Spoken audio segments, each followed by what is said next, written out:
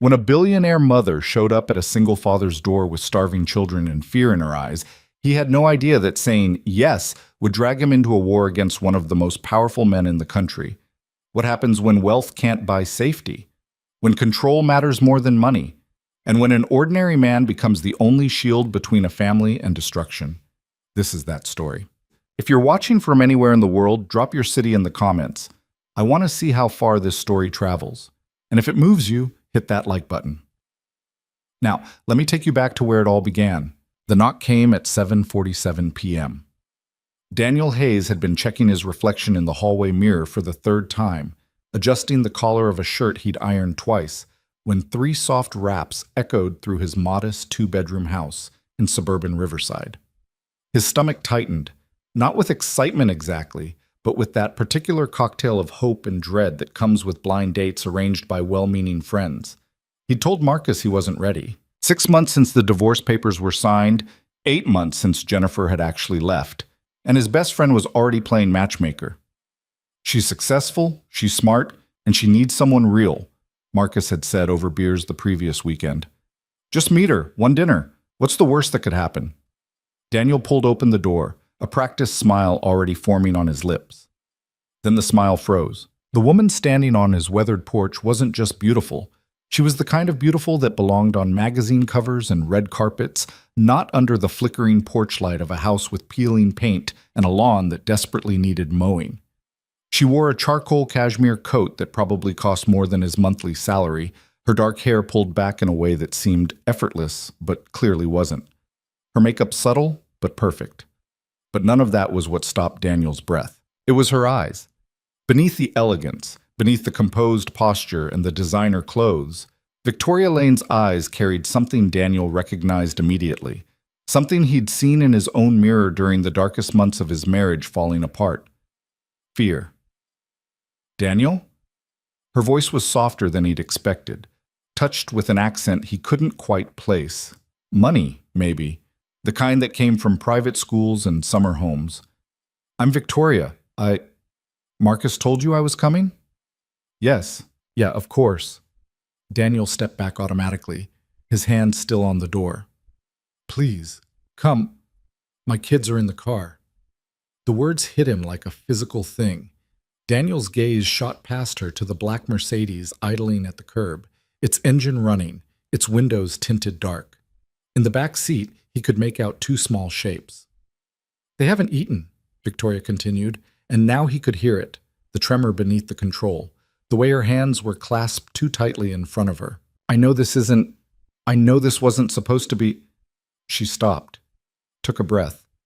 When she looked at him again, the facade cracked just enough for him to see what was underneath. Desperation. Please, she whispered, can we come in? Daniel didn't think. Didn't calculate. Didn't wonder what the hell Marcus had gotten him into, or why a woman who could clearly afford any restaurant in the city was asking to feed her children in his kitchen. He just stepped aside. Of course, he said. Let me help you. The children were 7 and 5. Sophia and James. Victoria introduced them as they climbed out of the Mercedes, both dressed in clothes that looked uncomfortable and expensive. Sophia clutched a worn stuffed rabbit that seemed wildly out of place with her velvet dress. James's eyes were red, like he'd been crying recently but was trying very hard not to start again. It's okay, Victoria murmured to them, her hand on Sophia's shoulder. This is Mr. Hayes. He's a friend. Daniel crouched down to their level, ignoring the way his knee cracked. You can call me Daniel, and you know what? My son Jake is inside. He's 8. I bet he'd love to meet you guys. James peered up at him with wide, uncertain eyes. Does he have any toys? Does he have toys? Daniel grinned. Kid, I can't get him to clean up his toys. Come on, I'll show you. As he stood, he caught Victoria's expression, gratitude and relief so profound it was almost painful to witness. Up close, he could see the exhaustion beneath her makeup, the way her hands trembled slightly as she smoothed Sophia's hair. Thank you, she breathed. You have no idea what this means. But Daniel thought maybe he did.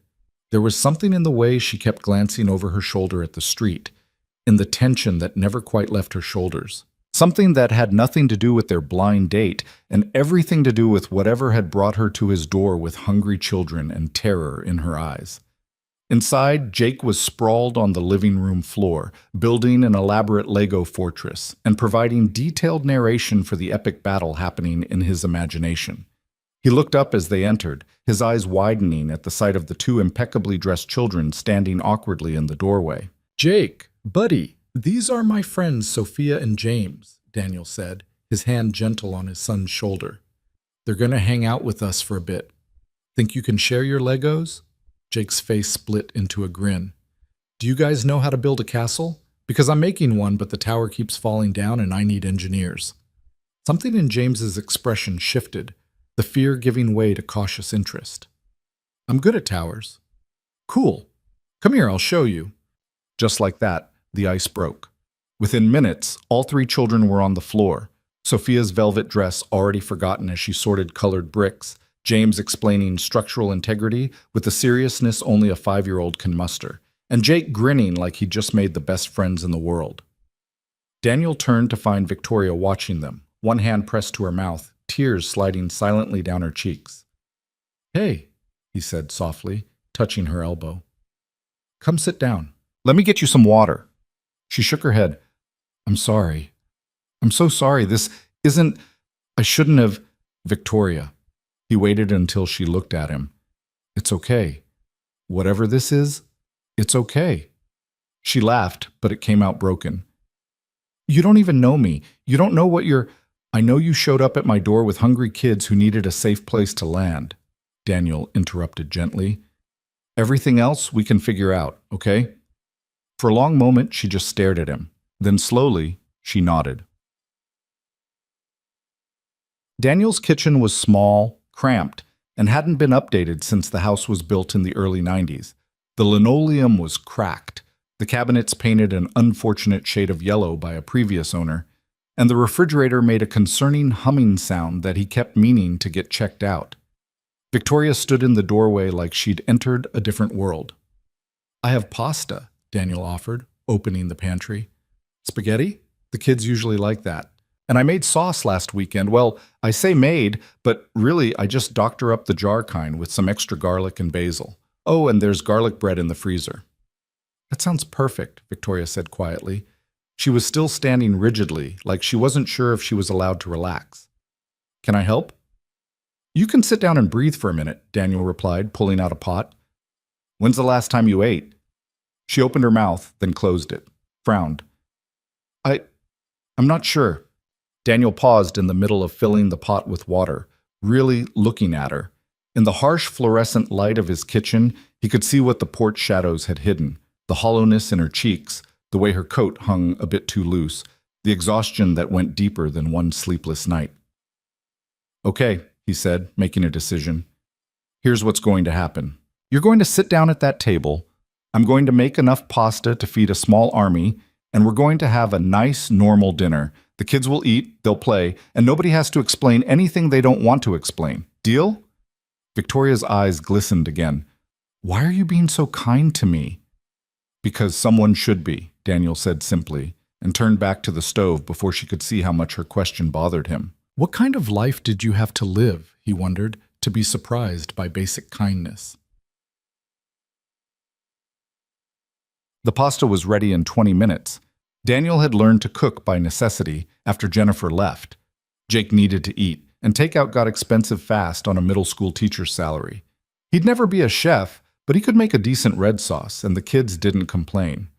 He set the table, mismatched plates he and Jennifer had bought at a thrift store years ago, forks that didn't quite match, paper napkins because he'd forgotten to buy cloth ones again. Victoria watched him move around the kitchen with an expression he couldn't quite read. "Jake! Sophia! James!" he called toward the living room.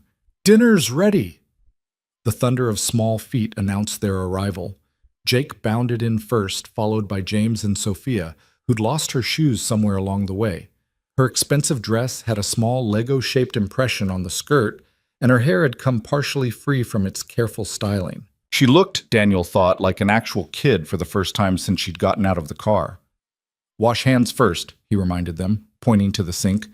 "You know the rules, Jake." The three of them crowded around the sink, jostling and giggling as they fought over the soap. Victoria stood slowly, moving toward the table like she was in a dream. "Mrs. Lane, you should wash your hands too," Jake announced seriously. "Dad's really strict about germs." "I'm strict about food poisoning," Daniel corrected, but he was grinning. "There's a difference." Victoria's lips curved, the first real smile he'd seen from her. "Of course.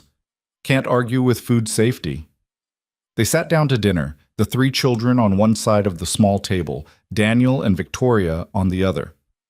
For a few minutes, there was only the sound of forks on plates and appreciative eating noises. "This is really good," Sophia said, twirling spaghetti around her fork with impressive skill for a 7-year-old. "Better than restaurant pasta." "That's because Daniel made it with love," Jake announced matter-of-factly. "That's what he always tells me. Food tastes better when you make it with love." Daniel felt heat creep up his neck. "Jake, buddy." "It's true," Jake insisted. "You say it all the time."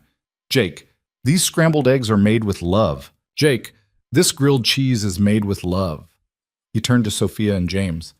"One time he made me vegetables and said they were made with love, and I told him, 'Love must taste like broccoli,' and he laughed so hard he spit out his water." All three kids dissolved into giggles. Even Victoria was smiling, something soft and wondering in her expression as she watched Daniel.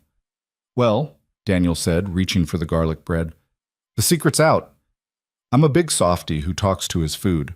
Everyone happy now?" "Yes," Jake said cheerfully, and went back to his pasta. After dinner, Daniel convinced the kids to help clear the table, a feat that involved more giggling than actual cleaning, but eventually the dishes made it to the sink. He shooed them back to the living room with promises of a movie while he started washing up.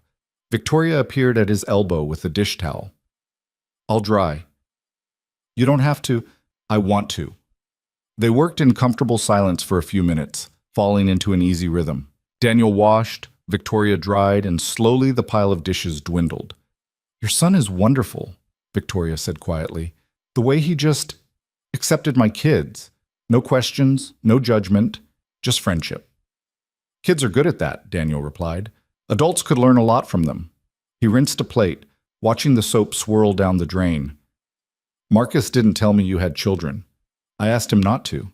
Victoria carefully dried a fork, her movements precise. "People get weird when they find out.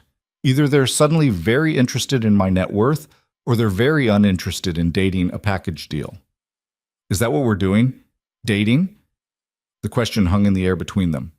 Victoria set down the fork, her hands gripping the edge of the counter. "I don't know what we're doing," she admitted. "I don't know what I'm doing. I needed somewhere safe, and Marcus said you were a good man, and I didn't know where else to go." Daniel turned off the water, drying his hands on his jeans. "Victoria, are you in trouble?" She laughed, but there was no humor in it. "That's a complicated question." "Most important questions are." She turned to face him fully then, and in the warm light of his outdated kitchen, she looked younger somehow, vulnerable. "If I tell you something, will you promise not to think I'm crazy?" "I promise to listen," Daniel said carefully. "That's the best I can offer." Victoria took a deep breath. "There's a car watching my house. Has been for 3 weeks. Black sedan, different drivers, always parked just far enough away to maintain deniability. My security team noticed it first, but when I asked them to investigate, they were suddenly very busy with other things. My lawyer, the one I've used for 5 years, stopped returning my calls. My accountant suggested I might want to reconsider certain financial decisions. And my ex-husband, who hasn't seen our children in 8 months, suddenly filed a motion for emergency custody." Daniel felt something cold settle in his stomach. "Your ex-husband. What's his name?" "Adrian Cross." The name meant nothing to Daniel, but the way Victoria said it, carefully, like the syllables themselves were dangerous, told him everything he needed to know. "Let me guess," he said slowly. "Rich, powerful, connected. Billionaire? Venture capitalist. Has friends in very high places and a tendency to view people as assets to be acquired or obstacles to be removed." Victoria's voice had gone flat, emotionless. "We divorced 2 years ago. I thought I'd gotten away clean. kept the kids, kept enough of my own money to be comfortable, started rebuilding my life. And then 3 weeks ago, everything changed. What happened 3 weeks ago? Victoria's hands were shaking again.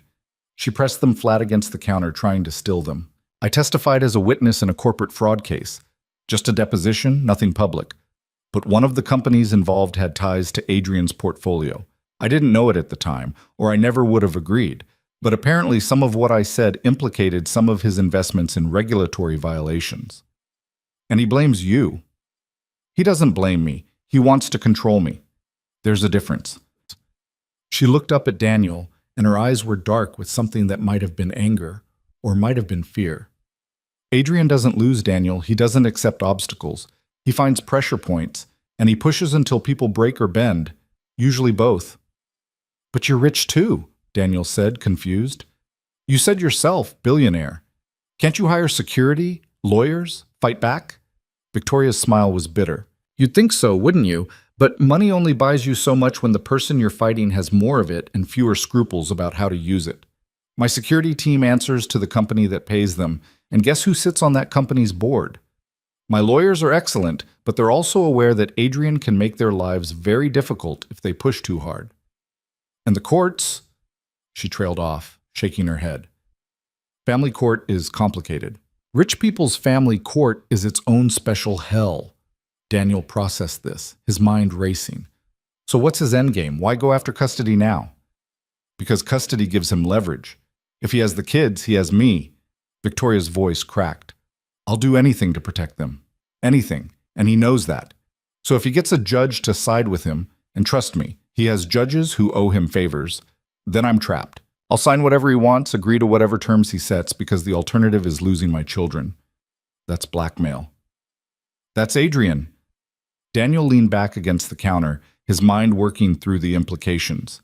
This was so far outside his world, it might as well be happening on another planet. He was a middle school English teacher who lived paycheck to paycheck and worried about things like whether Jake needed new shoes and if he could afford to fix the crack in the driveway before winter. Billionaires and custody battles and corporate espionage were things that happened on TV, not in real life. But the woman in front of him was very real. Her fear was very real. Why come here? He asked gently. Why me? Victoria's expression softened. Because Marcus said you were the most genuinely good person he'd ever met. Because when I called him in a panic 2 hours ago and said I needed somewhere Adrian wouldn't think to look, somewhere off the grid and away from my usual world, he didn't hesitate. He said, I know exactly the person. She paused. And because I needed to remember what normal feels like. What it's like to be around someone who isn't calculating the value of every interaction or trying to figure out my net worth. I don't even know what your net worth is, Daniel admitted. Exactly. Victoria's smile was small but genuine. You're probably the only person I've talked to in 3 years who doesn't. From the living room came the sound of children's laughter.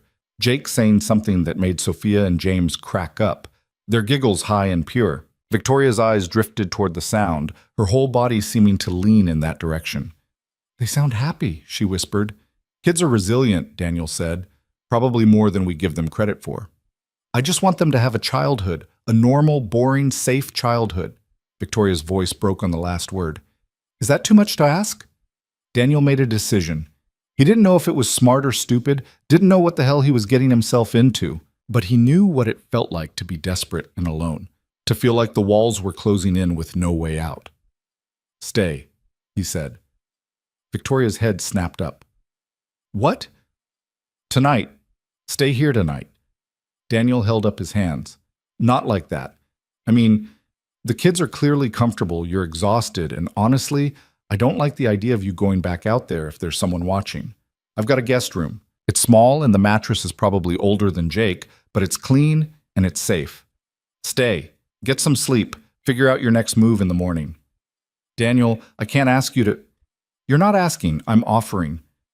They stared at each other across the small kitchen, the dishwater going cold in the sink, the sound of children's laughter floating in from the other room. Daniel could see her warring with herself, pride and desperation pulling in opposite directions. Finally, she nodded. Okay, thank you. Just for tonight. But even as she said it, Daniel had a feeling that nothing about this situation was going to be just for tonight. They joined the kids in the living room where Jake had set up a pillow fort and convinced Sophia and James that they were all knights defending a castle from dragon invaders. The movie plan had been abandoned in favor of imaginative play, which Daniel counted as a win. Victoria settled onto the worn couch, curling her legs under her, and for the first time since she'd arrived, she seemed to relax. Just a little. Just enough. Daniel sat beside her, maintaining a respectful distance, and watched the kids play. It was such a simple scene. 3 children, some pillows, their endless imagination. But there was something profound about it, too. A moment of peace carved out of chaos. "Can I ask you something?" Victoria said softly. "Sure. Do you believe in fate?" Daniel considered the question.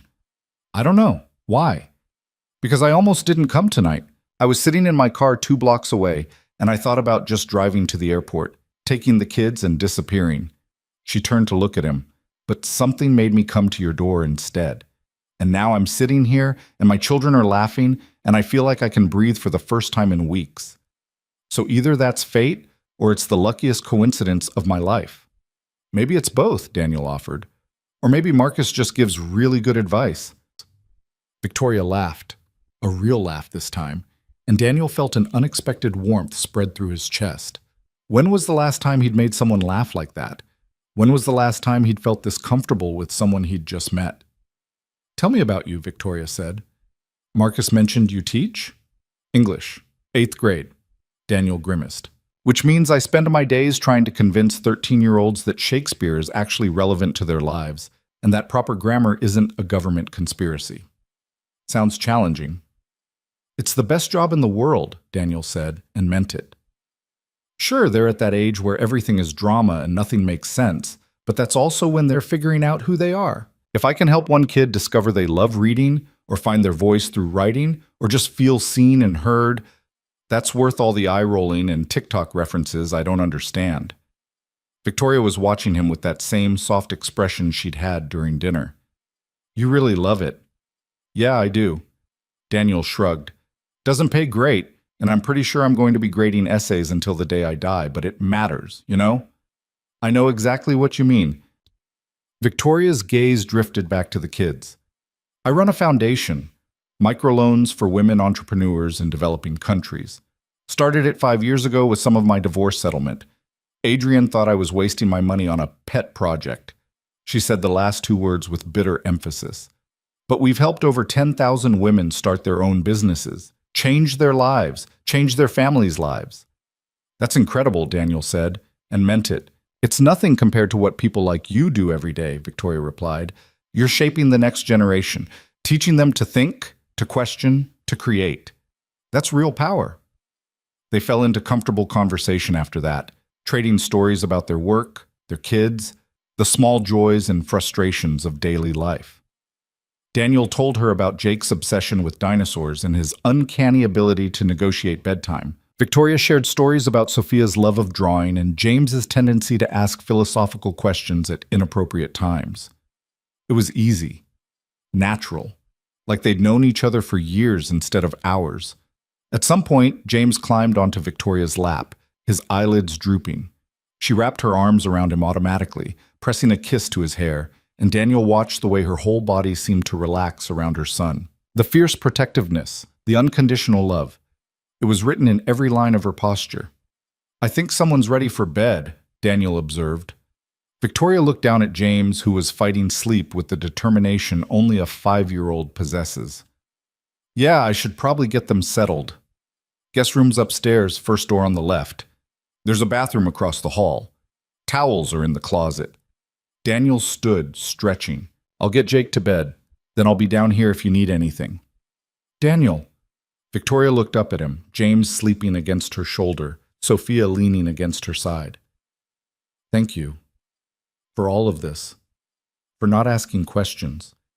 For just being kind." "Any time," Daniel said, and realized he meant it.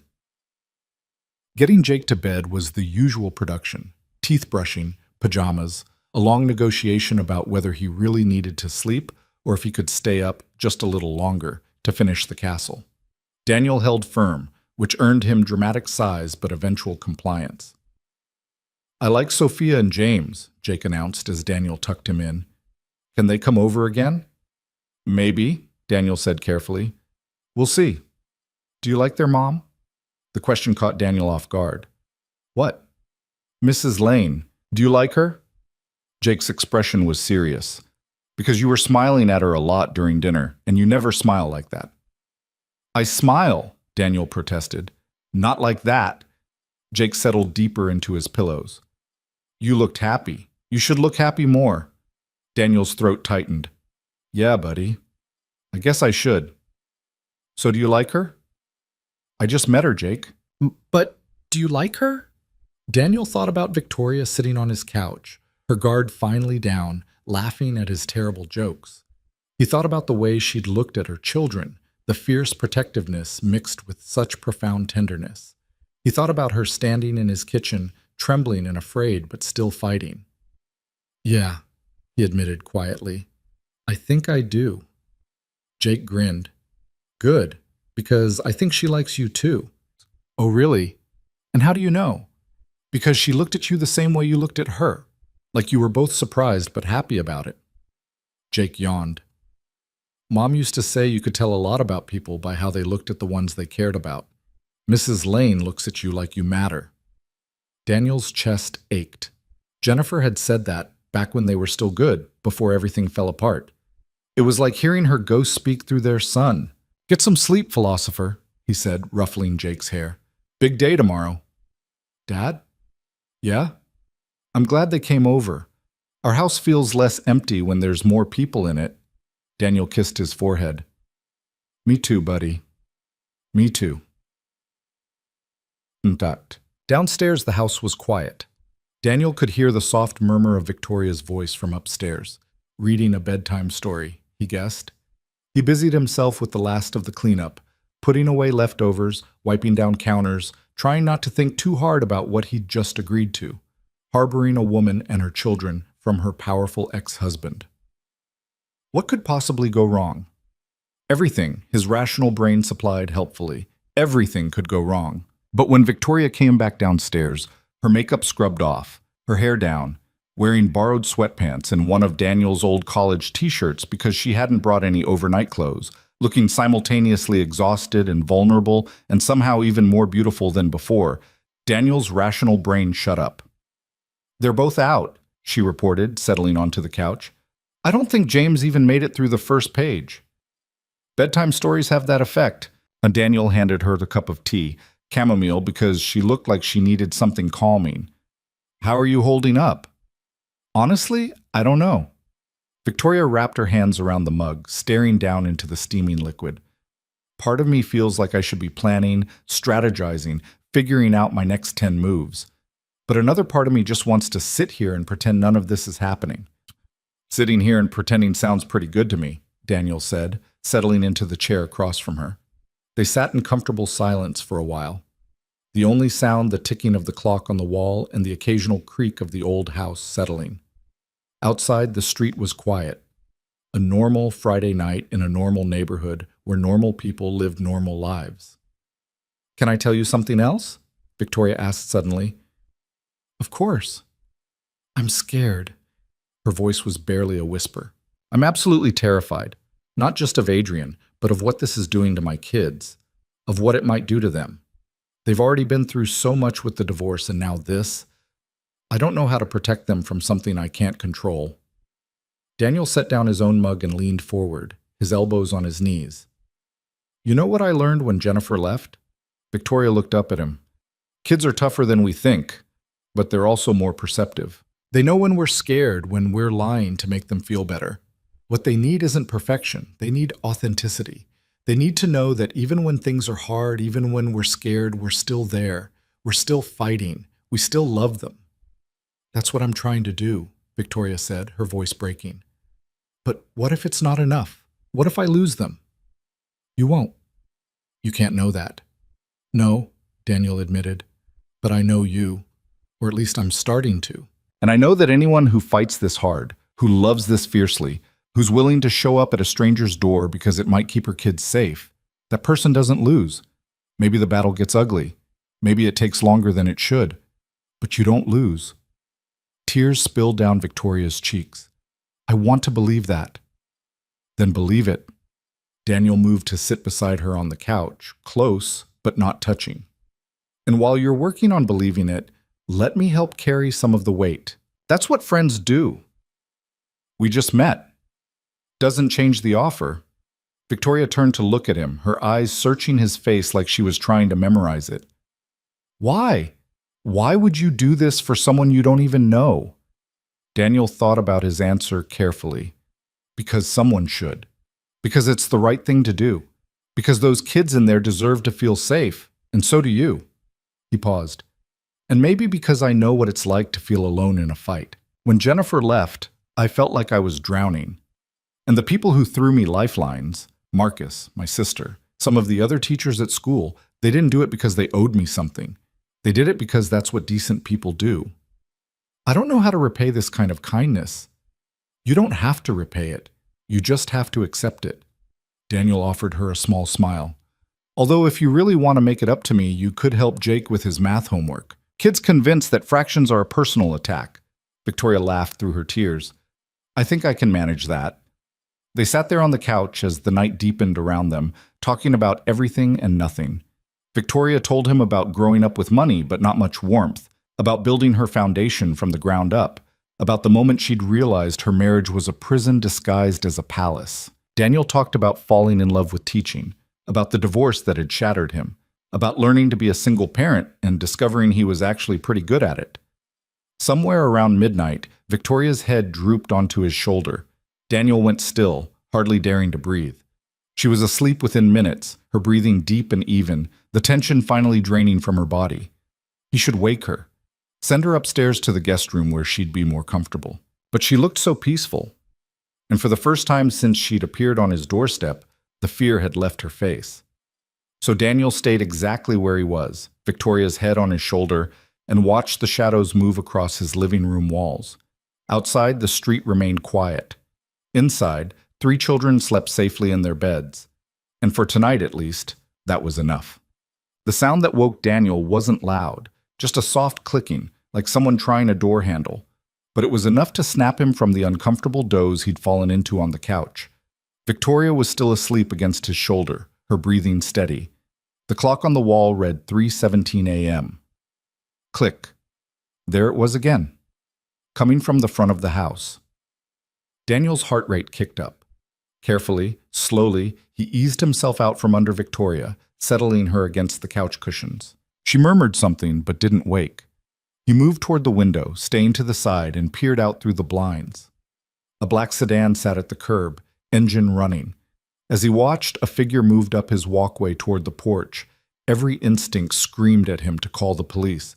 But what would he say? Someone was checking his door handle? They'd think he was paranoid. The figure reached the porch.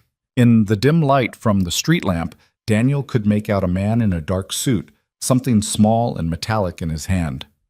A lockpick. Jesus, Daniel breathed. He grabbed his phone from the coffee table, pulling up Marcus's number. 3 in the morning or not, this qualified as an emergency. The phone rang twice before Marcus answered, his voice thick with sleep. Daniel, what's wrong? Victoria's at my house. There's someone trying to pick my front door lock. He heard Marcus inhale sharply. Get away from the door. Now. I'm calling the police. Already moving, Daniel said, backing toward the stairs. But his movement must have been visible through the window, because suddenly the figure on his porch went still, looking directly at where Daniel stood. Their eyes met through the glass. The man smiled. Then he turned and walked calmly back to the sedan, got in, and drove away. Daniel's hands were shaking so badly he almost dropped the phone. Marcus, I heard. Are you okay?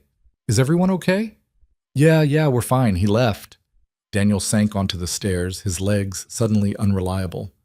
But Marcus, this is real. This is really happening. I know. I'm sorry, man. I didn't realize how serious this was. What the hell did you get me into? I got you into helping someone who needs it, Marcus said quietly. Someone who's in real danger. And I know you, Daniel. You're not going to turn your back on that. Daniel looked at Victoria, still sleeping on his couch, peaceful and unaware of how close danger had just come. He thought about Sophia and James upstairs, about Jake in his room, about the life he'd built in this house that suddenly felt fragile and exposed. Marcus was right. He couldn't turn his back, but he was starting to understand just how much it might cost him if he didn't.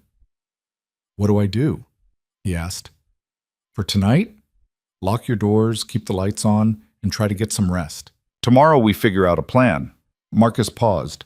"You're not alone in this, okay? I'm here. We'll figure it out together." "Yeah, okay." Daniel scrubbed a hand over his face. "Thanks, Marcus. That's what friends are for. Now go check on your people and try to breathe." After they hung up, Daniel did a full circuit of the house, checking every window, every door, every possible point of entry. Everything was locked.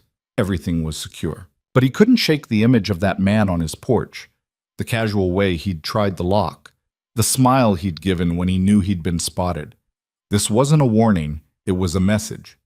"We know where you are. We can reach you anytime we want." When he returned to the living room, Victoria was awake, sitting up on the couch with her knees pulled to her chest.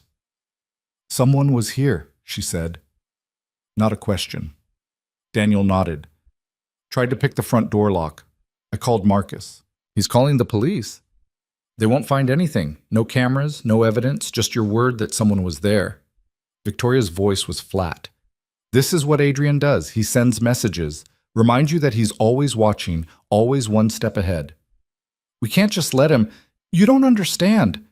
Victoria stood, her borrowed clothes rumpled, her hair messy, but her eyes fierce. "Adrian doesn't play by normal rules. He has people, resources, connections. And now he knows you're involved, which means you're a target too. I can handle it. Can you?" Victoria crossed to him, her hands gripping his arms. "Can you handle having your life turned inside out? Your finances audited? Your job threatened? Because that's what's coming, Daniel. That's what happens to people who get in Adrian's way." "Then what do you want me to do?" Daniel asked, frustration bleeding through. "Send you away? Pretend this didn't happen? I want you to understand what you're signing up for. I understand that a woman and her children are in danger. I understand that someone needs help. Everything else we'll figure out." They stared at each other in the dim light of his living room, the air crackling with tension and fear and something else Daniel didn't want to name.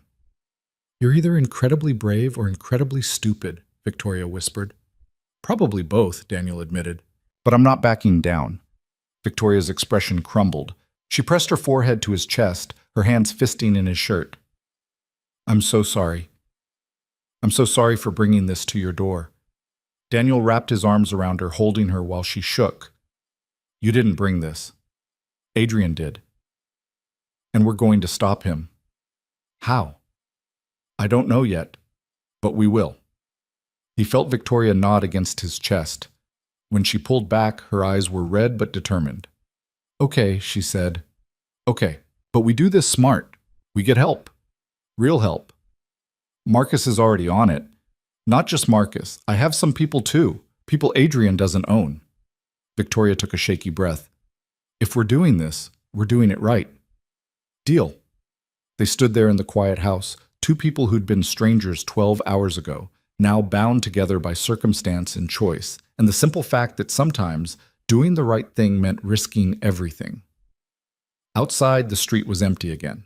The black sedan was gone, but Daniel knew it would be back. The morning arrived with the kind of gray light that made everything look washed out and uncertain. Daniel had managed maybe 2 hours of actual sleep, sprawled in the armchair with his phone in his hand, jumping at every creak and groan of the old house settling. Victoria had returned to the guest room around 4, and he'd heard her pacing above him until nearly dawn. Now, standing in his kitchen making coffee with hands that still trembled slightly, Daniel tried to process what his life had become in less than 12 hours. Yesterday morning, his biggest concern had been whether he'd remembered to grade the stack of essays on his desk. Now he was harboring a fugitive billionaire and her children from a man who apparently had enough power to send people to pick locks at 3 in the morning. The coffee maker gurgled and Daniel stared at it like it might offer answers. It didn't. Couldn't sleep either? He turned to find Victoria in the doorway, still wearing his old t-shirt and sweatpants, her hair pulled into a messy bun. Without makeup, with exhaustion written in every line of her face, she somehow looked more real than she had last night. More human. Not much, Daniel admitted, pulling down a second mug. You? Maybe an hour. She moved into the kitchen, leaning against the counter.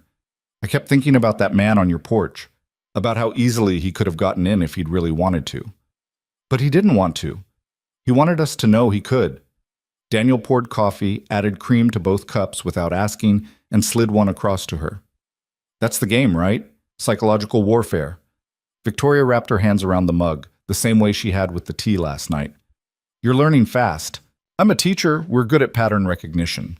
He took a sip of coffee, letting the bitter heat ground him.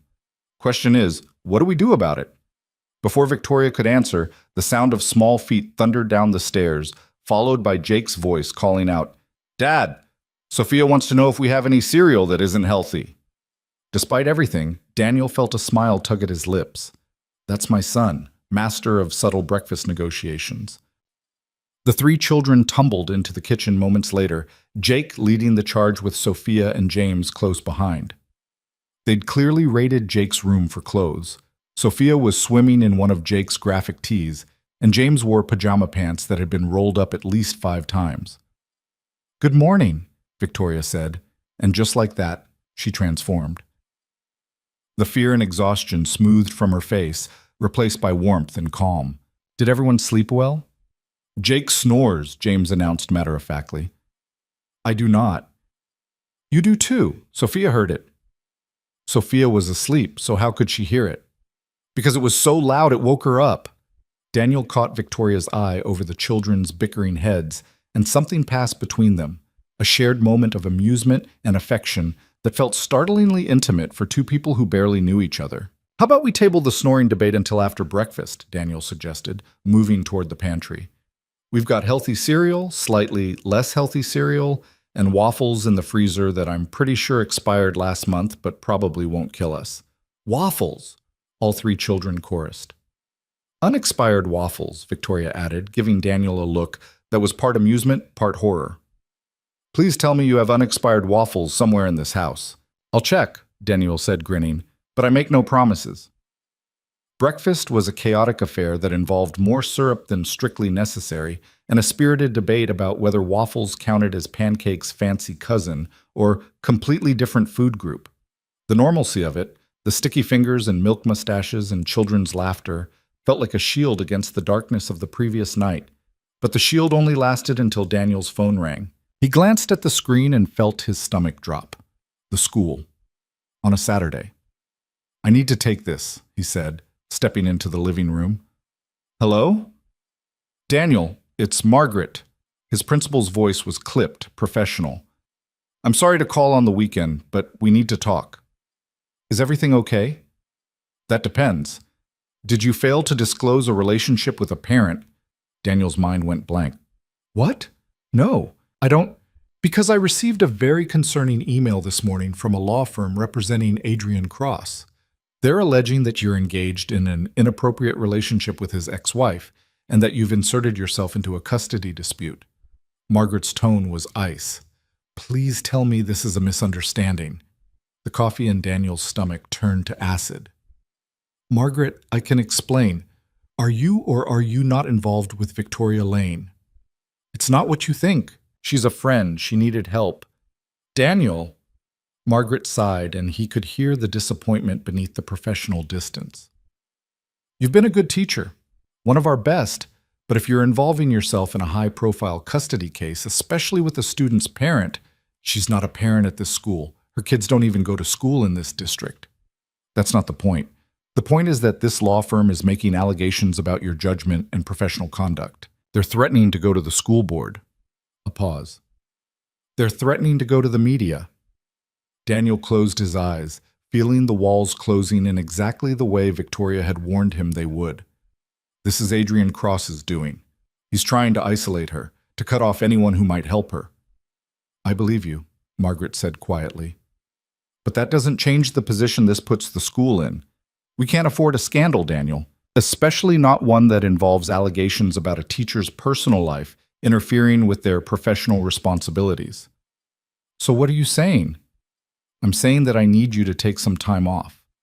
Paid leave while we sort this out, just until the dust settles. You're suspending me. I'm protecting you and the school. Margaret's voice softened. Look, between you and me, this smells like a hit job, but we have to play this by the book. Take the leave, get your situation sorted out, and we'll deal with the lawyers, okay? Daniel wanted to argue, wanted to fight. But he could hear the genuine concern in Margaret's voice beneath the professional necessity. Okay, he said quietly. I understand. After he hung up, he stood in the living room for a long moment, staring at nothing. From the kitchen came the sound of children laughing, Victoria's voice joining in with something that made them giggle harder. 24 hours. That's all it had taken for Adrian Cross to weaponize Daniel's career. Daniel? He turned to find Victoria standing in the doorway, her expression already morphing into horror as she read his face. What happened? I've been put on leave from my job. Apparently a law firm representing your ex sent my principal an email alleging inappropriate conduct. Daniel's voice came out flat, emotionless. They're threatening to go to the school board and the media unless I distance myself from you. The color drained from Victoria's face. No, he can't. He can. He did. Daniel ran a hand through his hair. You tried to warn me. You told me this would happen. I'll fix this. I'll call his lawyers. I'll tell them to back off. That's what he wants. He wants you scrambling, making deals, giving ground.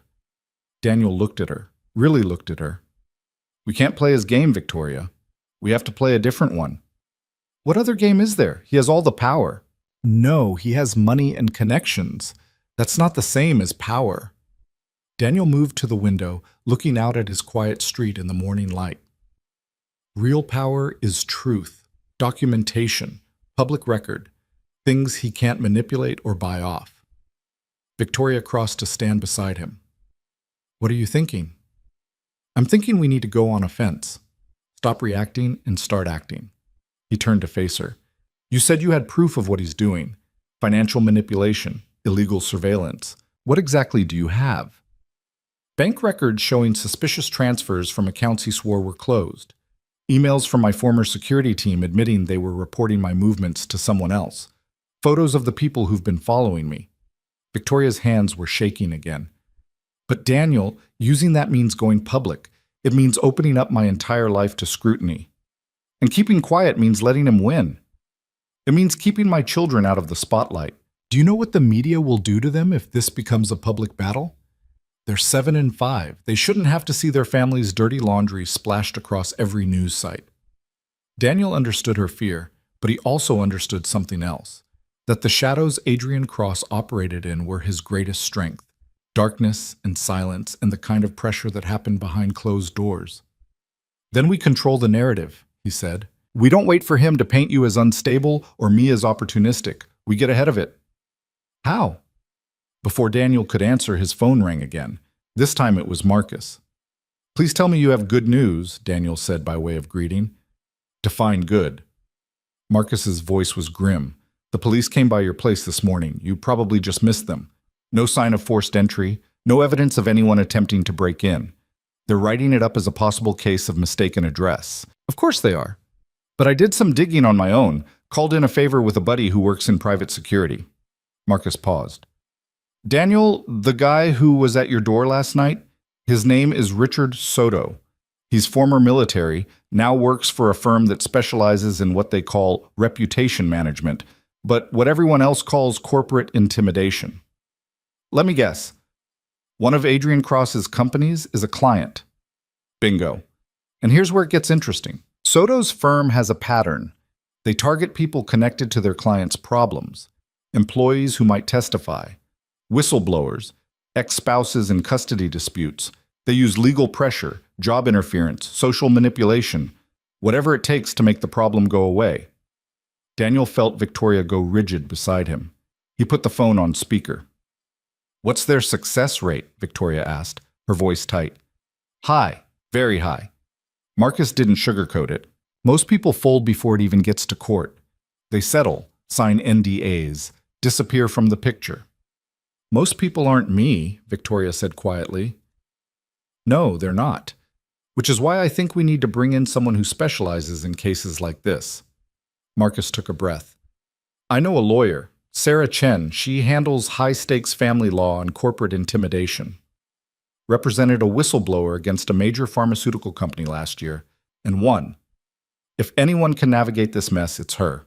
Daniel and Victoria exchanged glances. Can we trust her? Daniel asked. I trust her with my life, Marcus said simply. And more importantly, she can't be bought. Adrian Cross could offer her $10 million, and she'd tell him where to shove it. Okay, Victoria decided. Set up a meeting. Today, if possible. Already done. She's expecting you at 2 this afternoon. Marcus gave them an address in downtown. And guys, be careful getting there. If they're watching Daniel's place, they'll follow you. After they hung up, Daniel and Victoria stood in the living room, the weight of the situation settling over them like a heavy blanket. I should go, Victoria said finally. Take the kids. Find somewhere else to stay. You've already lost enough because of me. I haven't lost anything that matters. Daniel caught her hand, stopping her from turning away. A job is just a job. It'll be there when this is over. Or it won't, and I'll find another one. But those kids in there, and you matter. This matters. You barely know me. I know enough. Victoria's eyes searched his face, looking for doubt or regret or second thoughts.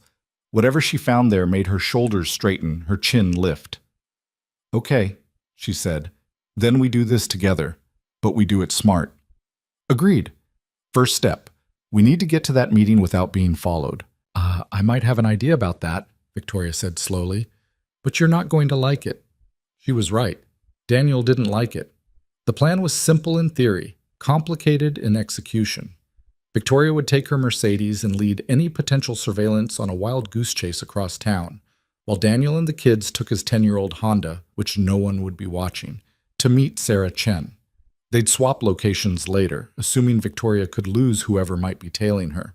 This is insane, Daniel said, watching Victoria prepare to leave. She changed into her clothes from last night, reapplied her makeup, transformed herself back into the polished billionaire who'd first appeared on his doorstep. This is necessary, Victoria corrected. She crouched down to eye level with Sophia and James, who were clinging to her with the kind of desperate attachment that made Daniel's heart ache. I need you two to be very brave for a little while. You're going to stay with Daniel and Jake, and I'm going to go take care of some things, but I'll meet you in a few hours, okay? Where are you going? Sophia's voice was small, scared. Just to run some errands, boring grown-up stuff. Victoria kissed both their foreheads. Daniel will take good care of you, and when I see you again, maybe we'll get ice cream. How does that sound? Promise? James asked. I promise. Daniel walked Victoria to the door, keeping his voice low. If anything feels wrong, if you think you're in danger, you call me immediately. I will. Victoria pulled out her phone, showing him a tracking app. I'm sharing my location with you. If I go anywhere unexpected, you'll know. That's not as reassuring as you think it is. She smiled, but it didn't reach her eyes. I've been doing this dance with Adrian for 2 years. I know how to stay ahead of him. You shouldn't have to. No, I shouldn't. But here we are. Victoria glanced back at her children, who were being distracted by Jake showing them his collection of superhero action figures. Thank you, Daniel, for all of this. For them. Just come back safe. I intend to. Then she was gone, the Mercedes pulling away from the curb with a quiet purr of expensive engineering. Daniel watched until she turned the corner, then checked the tracking app on his phone. The little dot that represented Victoria moved steadily through the neighborhood, heading toward the highway. Dad? Jake appeared at his elbow. Are we really taking Sophia and James somewhere? Yeah, buddy. We've got an appointment downtown. Is Mrs. Lane in trouble? Daniel looked down at his son, at the worry written clearly on his 8-year-old face, and made a decision. Jake deserved honesty, even if it was a simplified version. She is, he said, and we're going to help her. But that means we need to be smart and careful. Can you do that? Jake nodded seriously. I can be smart and careful. Good man. Daniel ruffled his hair. Now go round up the troops. We leave in 5 minutes. The drive downtown was tense. Daniel kept checking his mirrors, looking for black sedans or anyone who seemed to be following them. But the Saturday morning traffic was normal, unremarkable, and by the time they pulled into the parking garage beneath Sarah Chen's office building, he was starting to think they'd actually pulled it off. Sarah Chen's office was on the 20th floor, all glass and steel and modern art that probably cost more than Daniel's car. The receptionist, a young man with perfectly styled hair and a suit that screamed expensive, greeted them with a smile that didn't quite hide his surprise at seeing 3 children. "Mr. Hayes, Ms. Chen is expecting you. Should I arrange for the children to wait in our conference room? We have tablets and games." "They stay with me," Daniel said firmly. "Of course.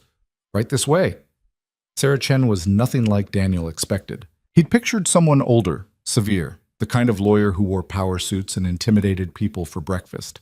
Instead, he found himself shaking hands with a woman in her late 30s, wearing jeans and a blazer, her long black hair pulled back in a practical ponytail. "Daniel, thanks for coming on short notice." Her eyes moved to the children, and her expression softened. "And you must be Jake, Sophia, and James. There's a play area in the corner with books and puzzles if you'd like. The art on the walls is all fake, so you can't accidentally break anything expensive." Jake grinned. Sophia and James relaxed fractionally. "Marcus spoke very highly of you," Daniel said as the children migrated toward the promised play area. "Marcus exaggerates. But I'm good at what I do, and what I do is take on cases that other lawyers consider too risky or too complicated." Sarah gestured for Daniel to sit. "So let's talk about Victoria Lane and Adrian Cross." For the next 20 minutes, Daniel laid out everything he knew: the blind date that wasn't, the children who hadn't eaten, the fear in Victoria's eyes, the man at his door, the phone call from his principal, the pattern of intimidation that Marcus's security friend had identified.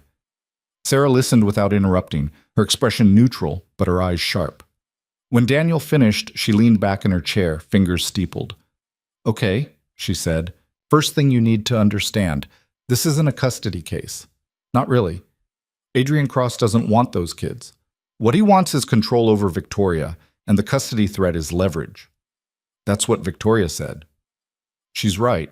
I've seen this pattern before. Wealthy, powerful man, ex-wife who dared to leave, children used as bargaining chips. The custody filing is designed to drain her resources, force her into compliance, or break her publicly." Sarah pulled out a legal pad. "But here's the thing. Men like Adrian Cross are used to fighting in the shadows. They use money and influence and fear. What they're not used to is someone who's willing to drag everything into the light." "You mean go public?" "I mean strategic disclosure, controlled narrative. We don't just defend against his attacks. We expose the pattern of harassment and intimidation, make it too costly for him to continue." Daniel thought about Victoria's fear of the media, of her children's faces splashed across news sites. She's worried about the kids being exposed. "I would be too, which is why we're careful. We don't give interviews, we don't do press conferences, we file legal motions that become public record, we document everything meticulously, and we let the facts speak for themselves." Sarah's eyes were intense. "The goal isn't to destroy Adrian Cross. The goal is to make continuing this campaign more damaging to him than walking away."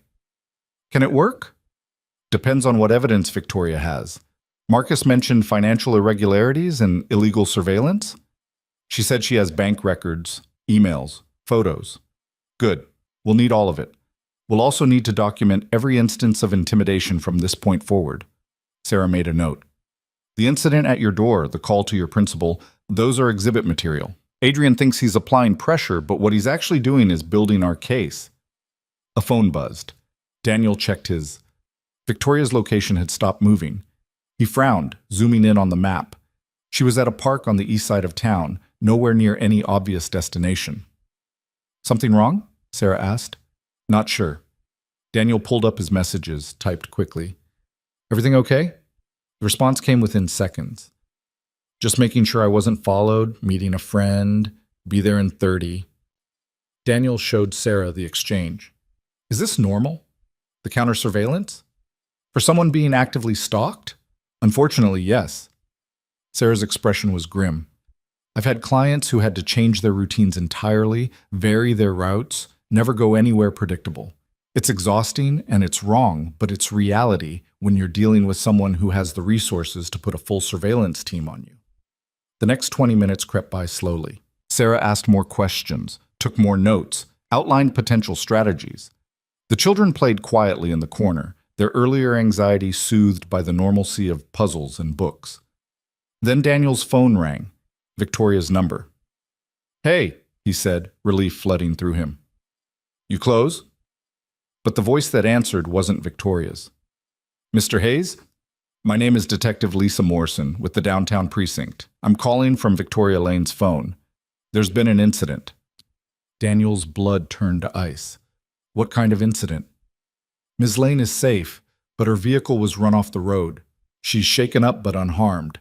However, she asked me to call you and let you know she won't be able to make your meeting." "Where is she? I'm coming there now." Sarah was already on her feet, reading the situation from Daniel's face. "Memorial Hospital, East Wing. But Mr. Hayes, you should know, the other driver fled the scene. We're treating this as a potential hit and run, possibly intentional." "I'm on my way." Daniel hung up, his hands shaking. Sarah was already grabbing her keys. "I'll drive," she said. "You focus on the kids. Tell me what happened." As they rushed toward the elevator, Daniel's mind was racing. Victoria had been careful. She'd been watching for surveillance, but Adrian had anticipated that. He'd escalated. And suddenly, the stakes of this situation came into sharp, terrifying focus. This wasn't just legal harassment or financial pressure. Adrian Cross was willing to physically hurt Victoria to maintain control. The question was, how far would he go? The hospital's East Wing was a maze of corridors and waiting rooms. Sarah had called ahead, using her lawyer voice to cut through red tape, and they were directed to a private room on the 3rd floor. Victoria sat on an examination table, a bandage on her forehead, her clothes rumpled and dirty. When she saw Daniel, her composed mask finally cracked completely. "The kids are safe. They're with Sarah in the waiting room." Daniel crossed to her, carefully examining the bandage. "What happened?" "Black SUV came out of nowhere on the highway, forced me off the road into a construction zone." Victoria's voice was steady, but her hands trembled in her lap. "I managed to avoid hitting the barriers, but the car—" She stopped, swallowed. "The car's totaled, and the SUV just drove away." "Did you see the driver?" "Tinted windows. But Daniel, right before it happened, I got a text from an unknown number." She pulled out her phone with shaking hands, showed him the screen. The message was short. "Stop running." Daniel felt rage build in his chest, white-hot and consuming. "He tried to kill you." "No, he tried to scare me. If he wanted me dead, I'd be dead." Victoria's laugh was bitter. "This is a warning, a demonstration of how far he's willing to go." "Then we need to go to the police, file charges. This is assault with a deadly weapon." "With what proof? An anonymous text and a hit-and-run driver who's probably already across state lines in a vehicle with stolen plates?" Victoria shook her head. "You're thinking like a normal person, Daniel. You have to think like Adrian. He's covered his tracks. The police will investigate, they'll find nothing, and meanwhile, he'll spin this as me being unstable, reckless, putting myself in danger." "How is you getting run off the road your fault?" "It's not, but that won't stop his lawyers from using it. Your Honor, Ms. Lane has been engaging in erratic behavior, leading high-speed chases, endangering herself and potentially others. Clearly, she's not fit to have custody of the children." Victoria's impression of a lawyer was bitter and accurate. "That's how he works. He creates chaos, and then blames you for it." The door opened. Sarah entered, her expression professionally concerned. Behind her, 3 worried children's faces peered around the doorframe. "Mom!" Sophia and James rushed forward, climbing onto the examination table to cling to Victoria. Jake hung back, uncertain, until Daniel pulled him close. "It's okay," Victoria murmured into her children's hair. "I'm okay. Just a little bump, see? Hardly anything." "You have a bandage," James said, his voice wobbling. "Because the doctors wanted to be extra careful, but I'm fine." She looked up, catching Daniel's eye over their heads. "We're all fine." But they weren't. They were the opposite of fine. They were in danger, exposed, with an enemy who'd just demonstrated he was willing to use violence. Sarah moved closer, her voice low. "I spoke with the detective. They're processing the scene, but Victoria's right. Without witnesses or the other vehicle, this is just going to be filed as a hit and run. However," she added, pulling out her phone, I have friends in the DA's office. If we can tie this incident to a pattern of harassment and intimidation, we might be able to get an investigation into Adrian Cross himself. Based on what evidence? Victoria asked tiredly. Based on what you're going to give me. All of it.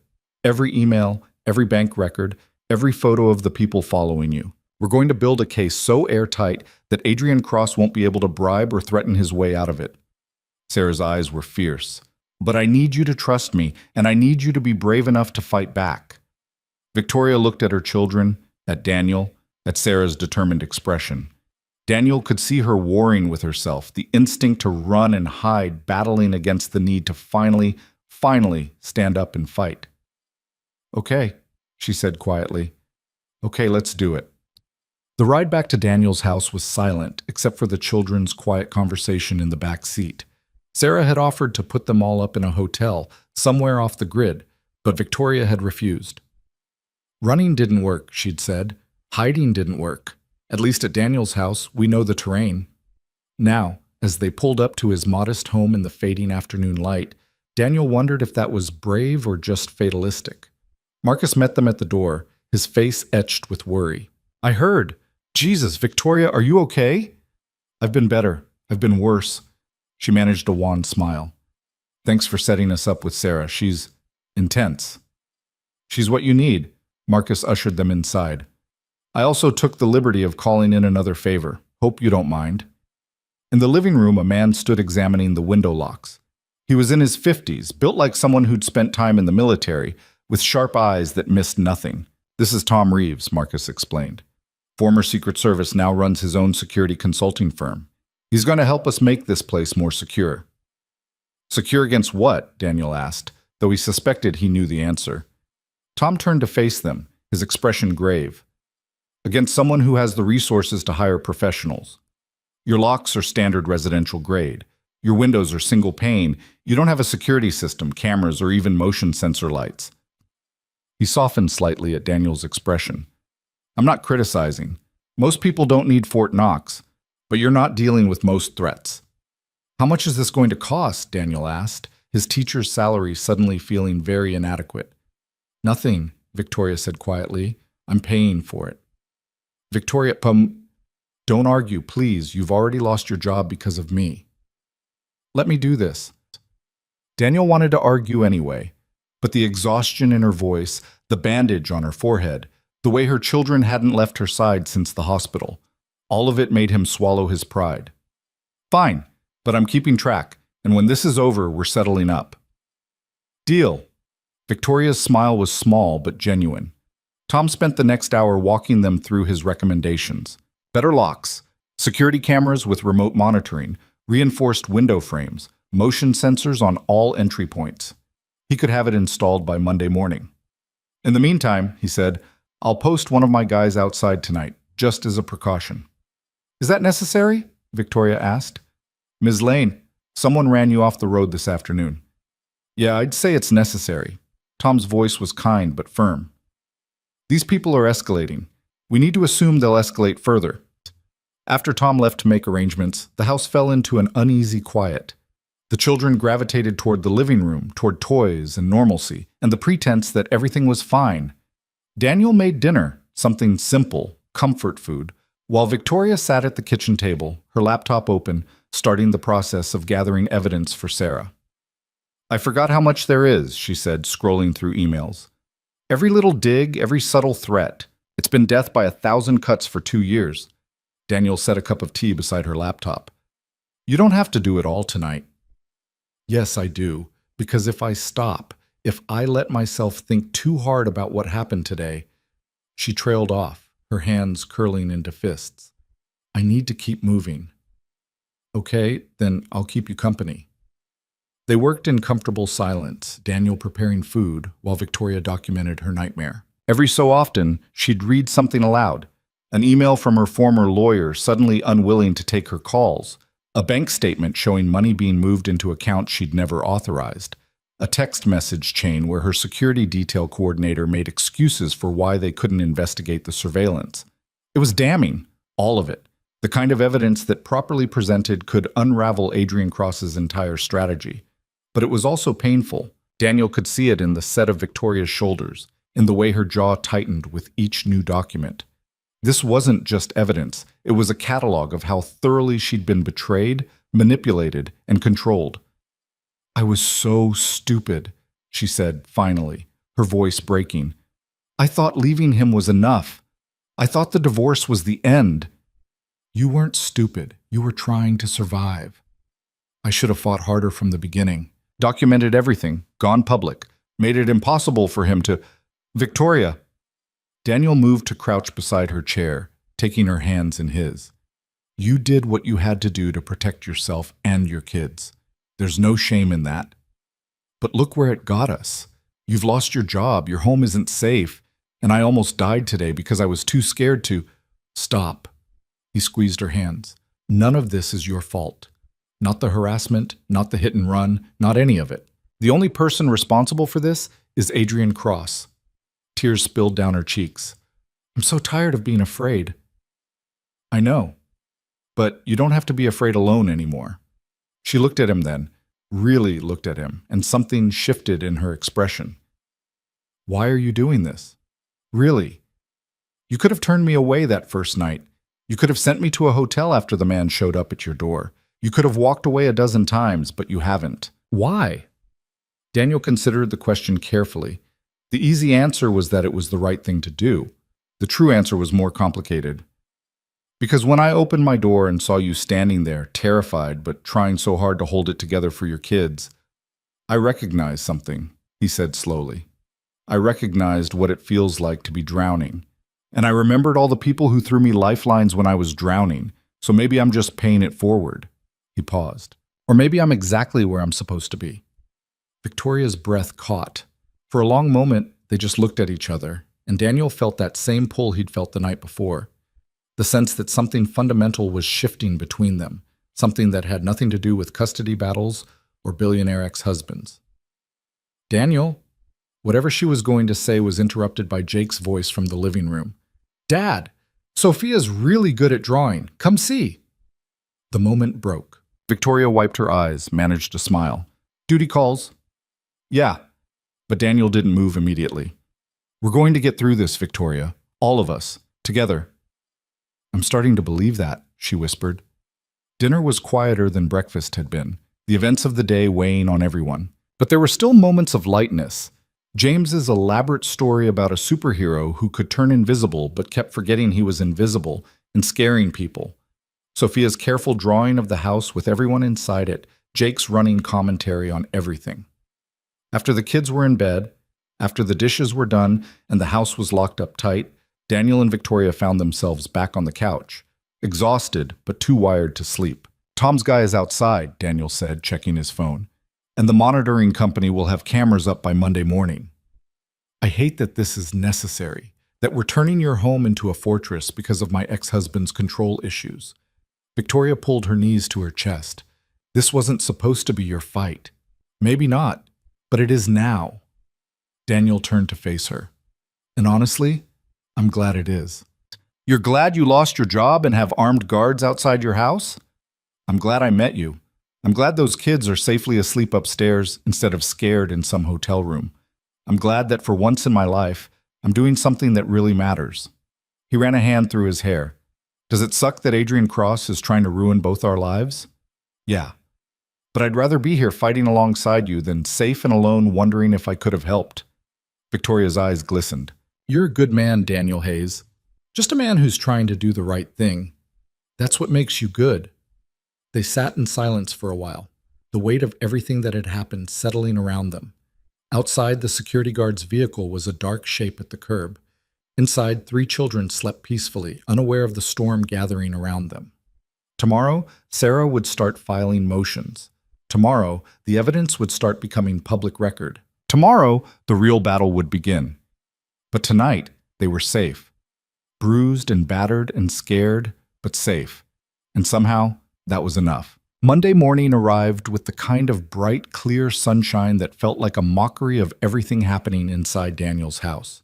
He'd been up since 5, unable to sleep, listening to Tom's installation crew arrive at dawn to begin the security upgrades.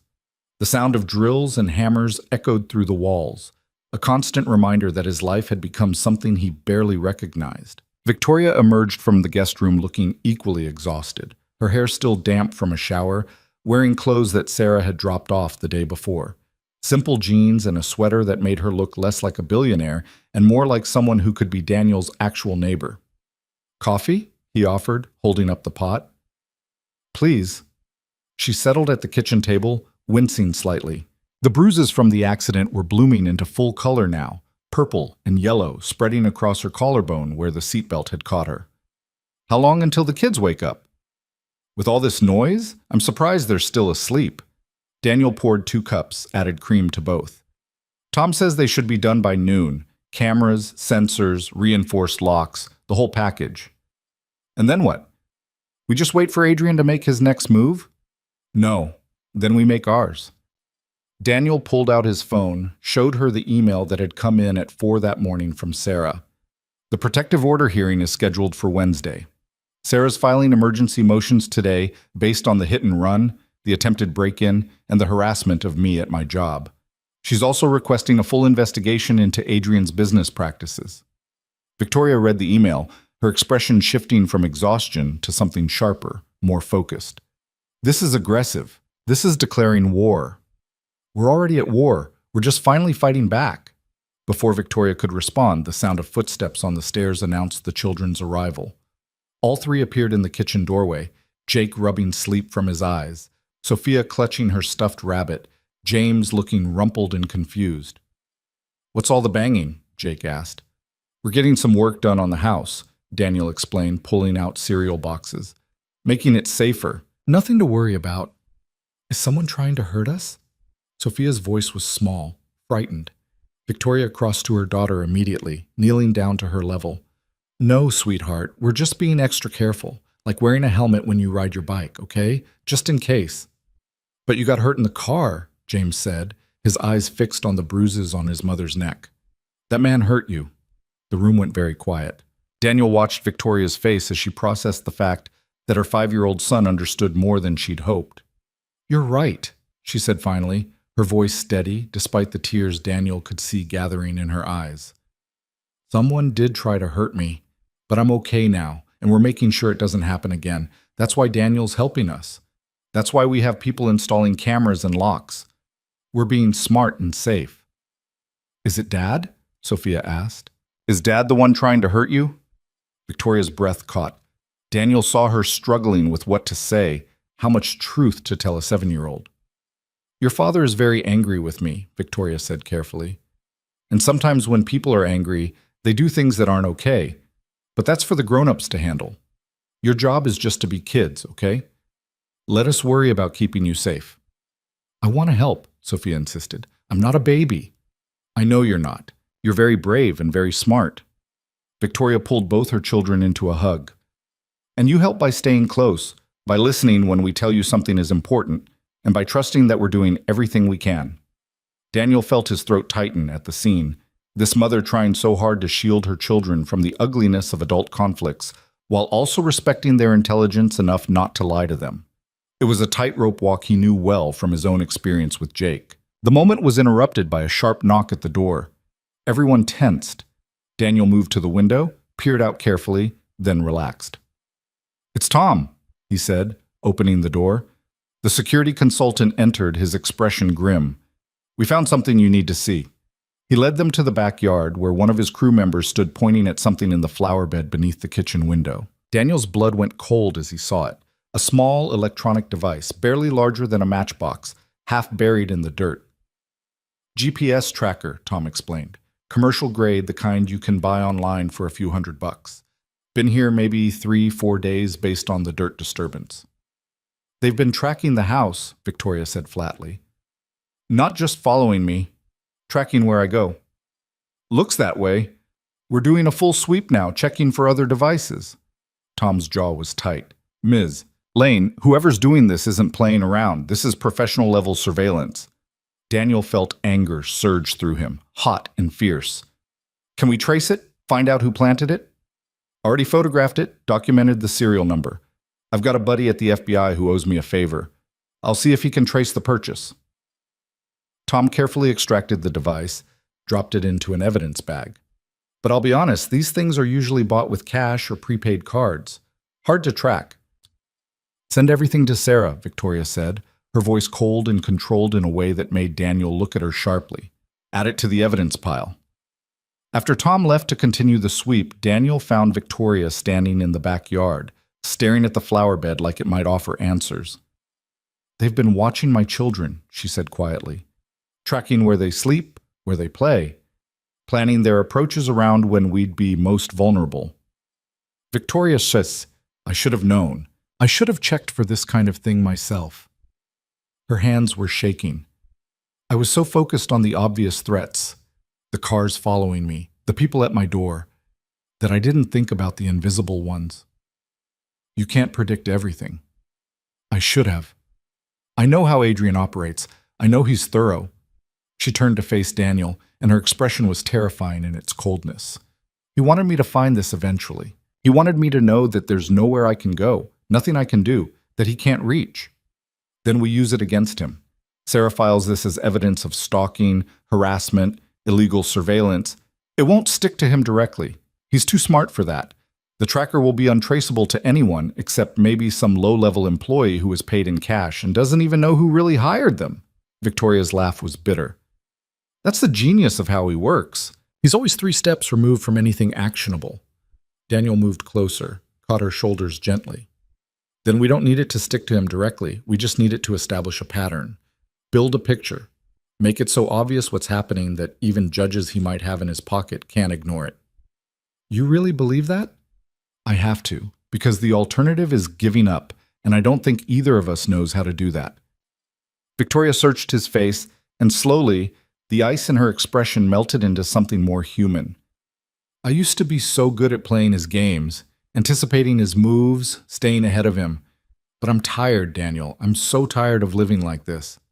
I know, but you're not playing his games anymore. We're playing a different game entirely. And you really think we can win? I think we can survive, and sometimes that's the same thing.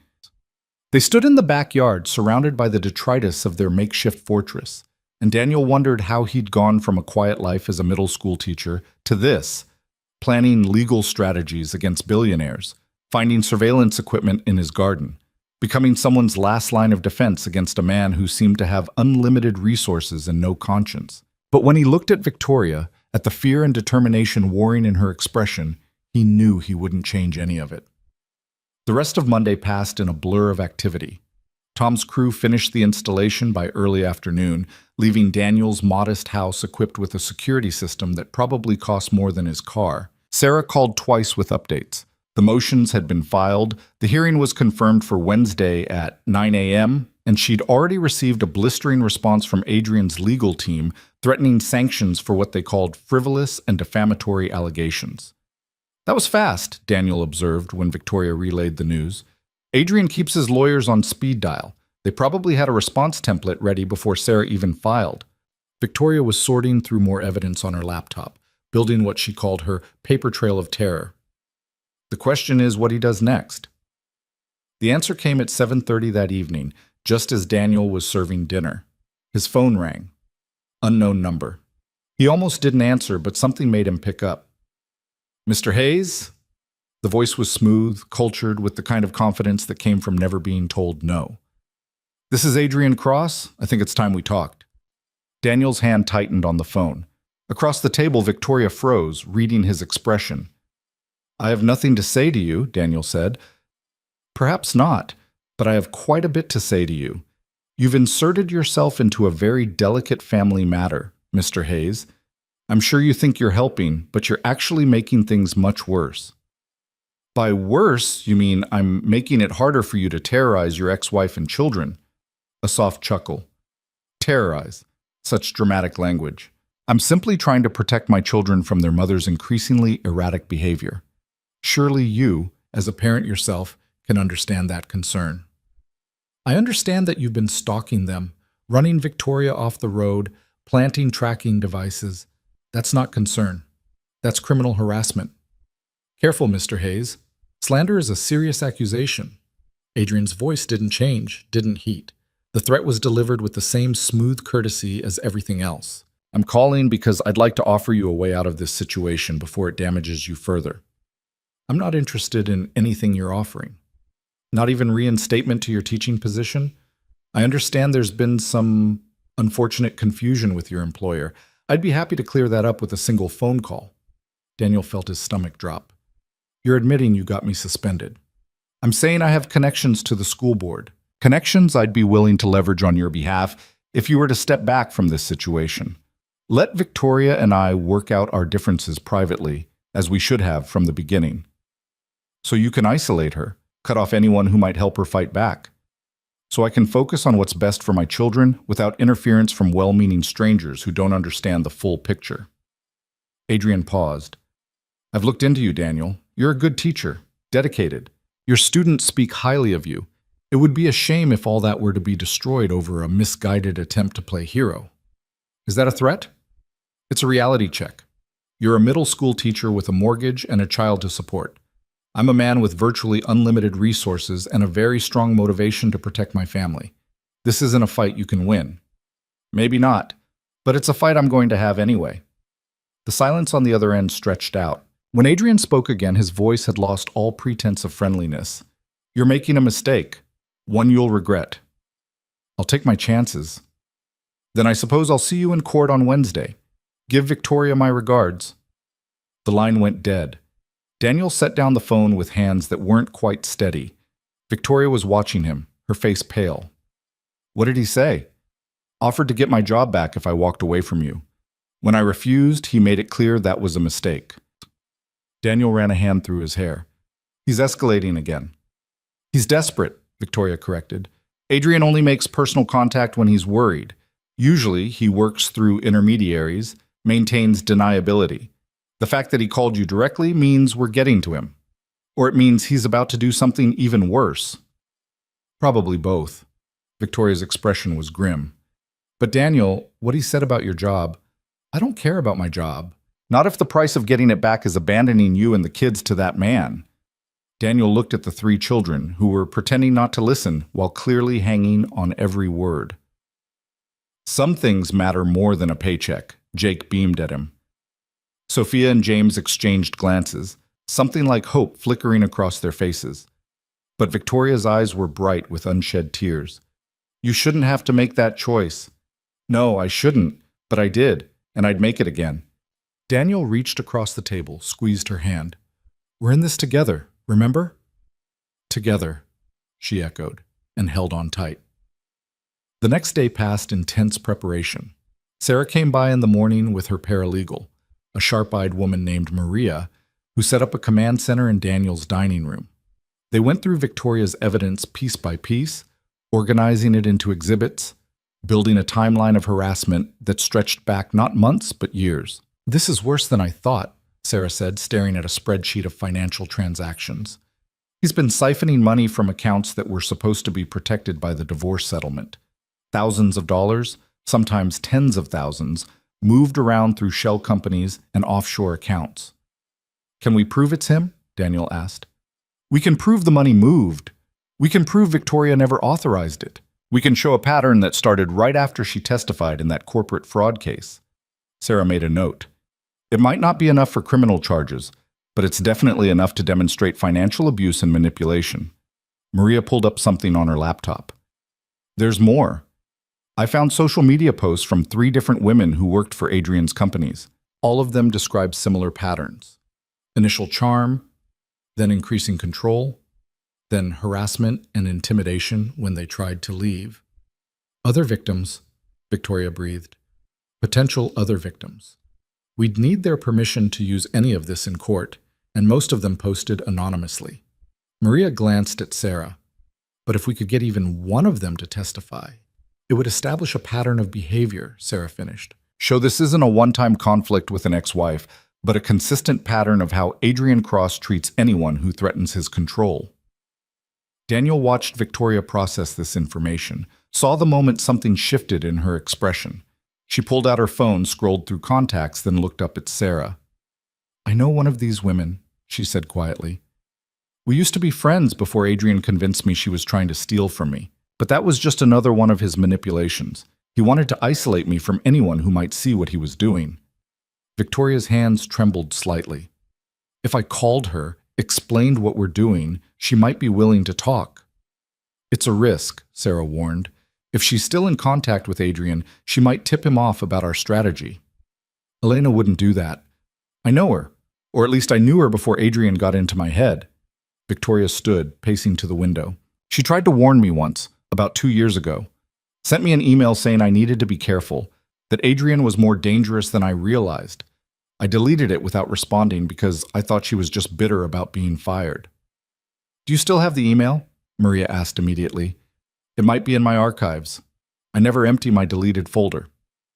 Victoria was already moving toward her laptop. If it's there, would it be admissible? An unsolicited warning from a former employee about the subject's dangerous behavior? Absolutely. Sarah's eyes were sharp. Find that email, Victoria, and then make that call. It took an hour of searching, but Victoria found it. An email from 2 years ago, sent from a personal account.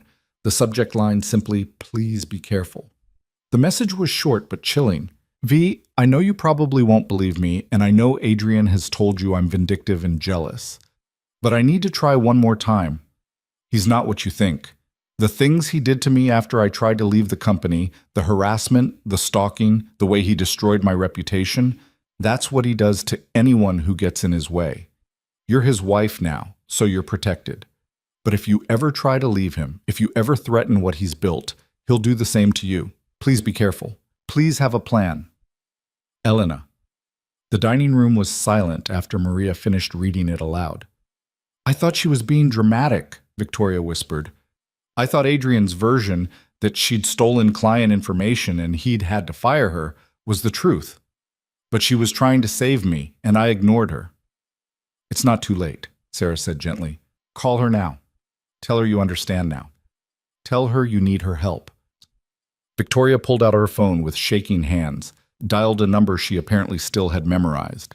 The phone rang 4 times before a cautious voice answered. Hello?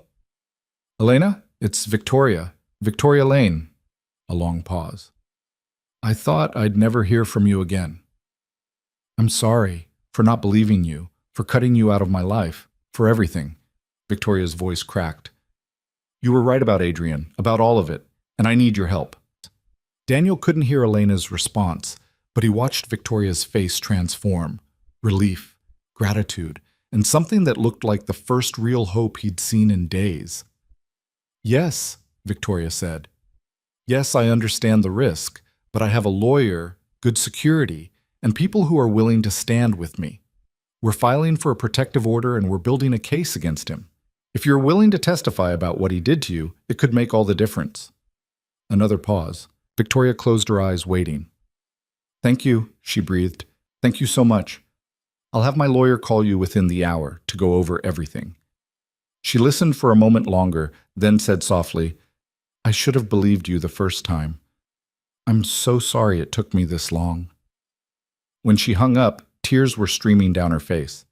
She'll testify. She kept documentation of everything, emails, text messages, even recordings of phone calls where Adrian threatened her. She's been waiting 2 years for someone to finally hold him accountable.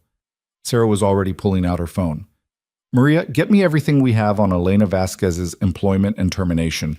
I want to review it before I call her. She looked at Victoria. This is good.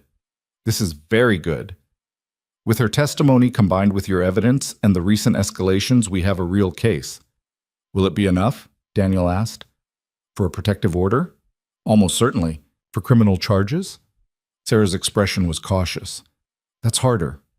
But we're building toward it. Every piece of evidence, every witness, every documented incident, it all adds up. The rest of the day was spent preparing. Sarah coached Victoria on what to expect in court, how to present herself, what questions the judge might ask. Maria organized exhibits, created timelines, built a narrative structure that was impossible to dismiss as coincidence or misunderstanding. Daniel mostly stayed out of the way, keeping the children occupied and trying not to think too hard about the fact that tomorrow they'd be facing Adrian Cross in court. The man himself, not just his proxies and lawyers and surveillance teams. The architect of all this terror, finally forced to answer for it.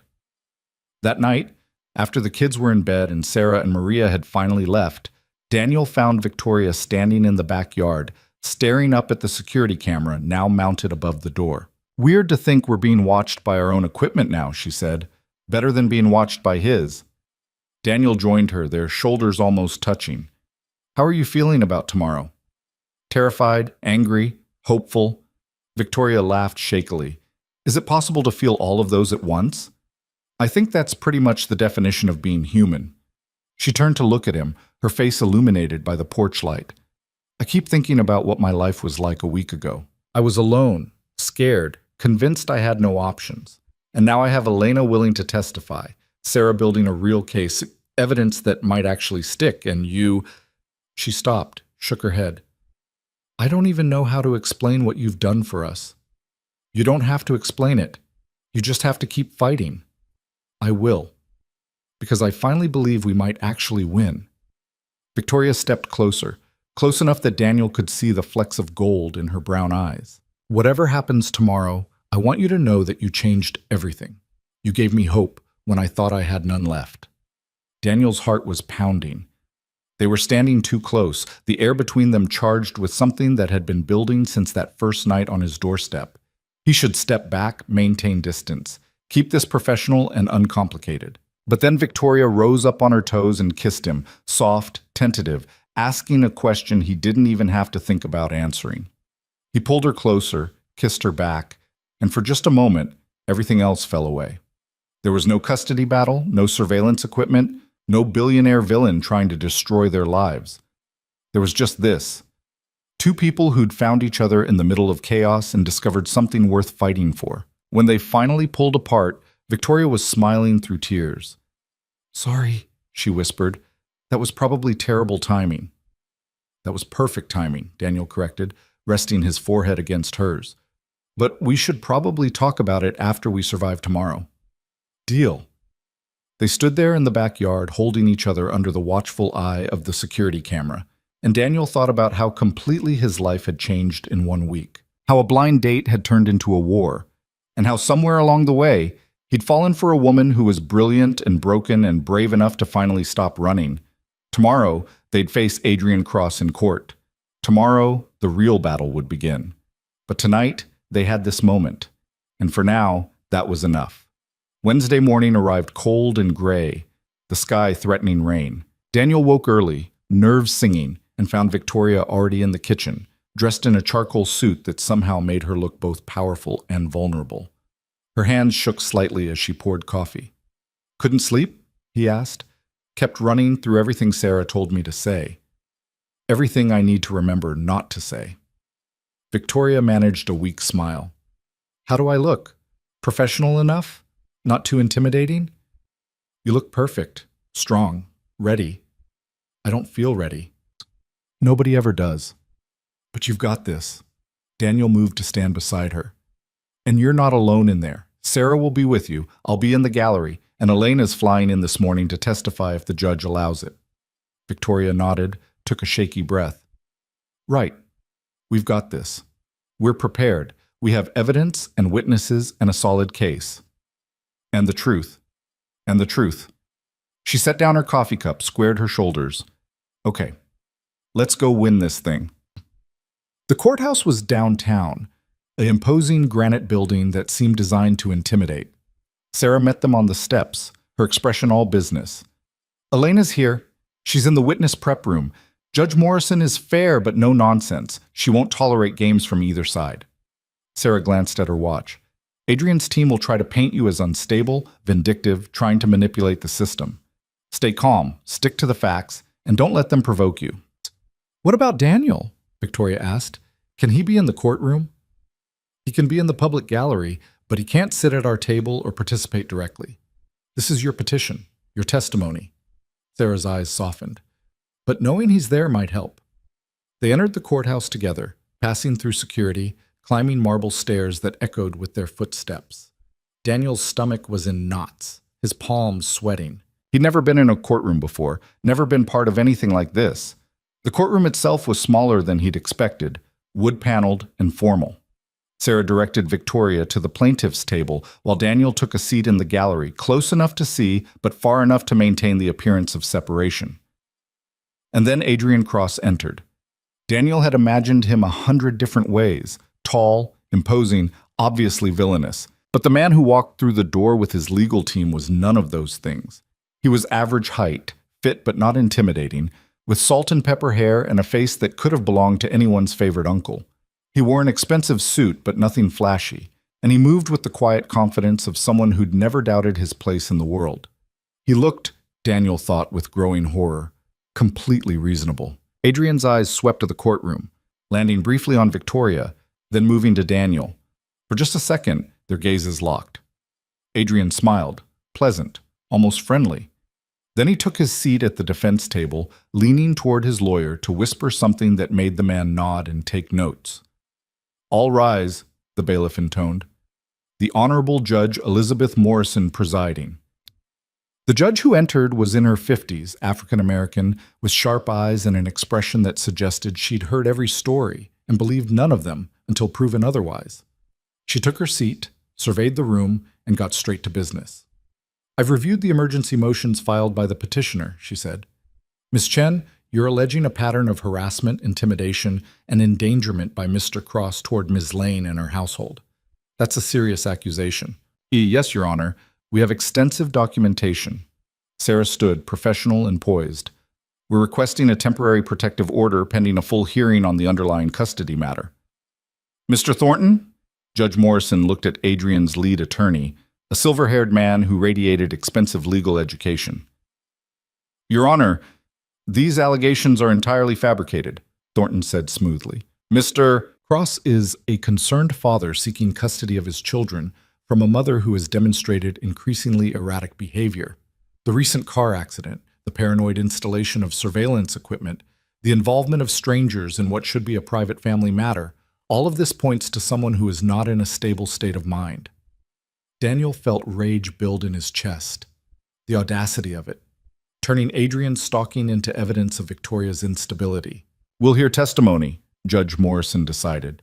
"Miss Lane, please take the stand."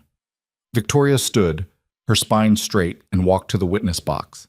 After being sworn in, she faced the courtroom with her chin lifted, refusing to look intimidated. Sarah began gently, walking Victoria through the timeline.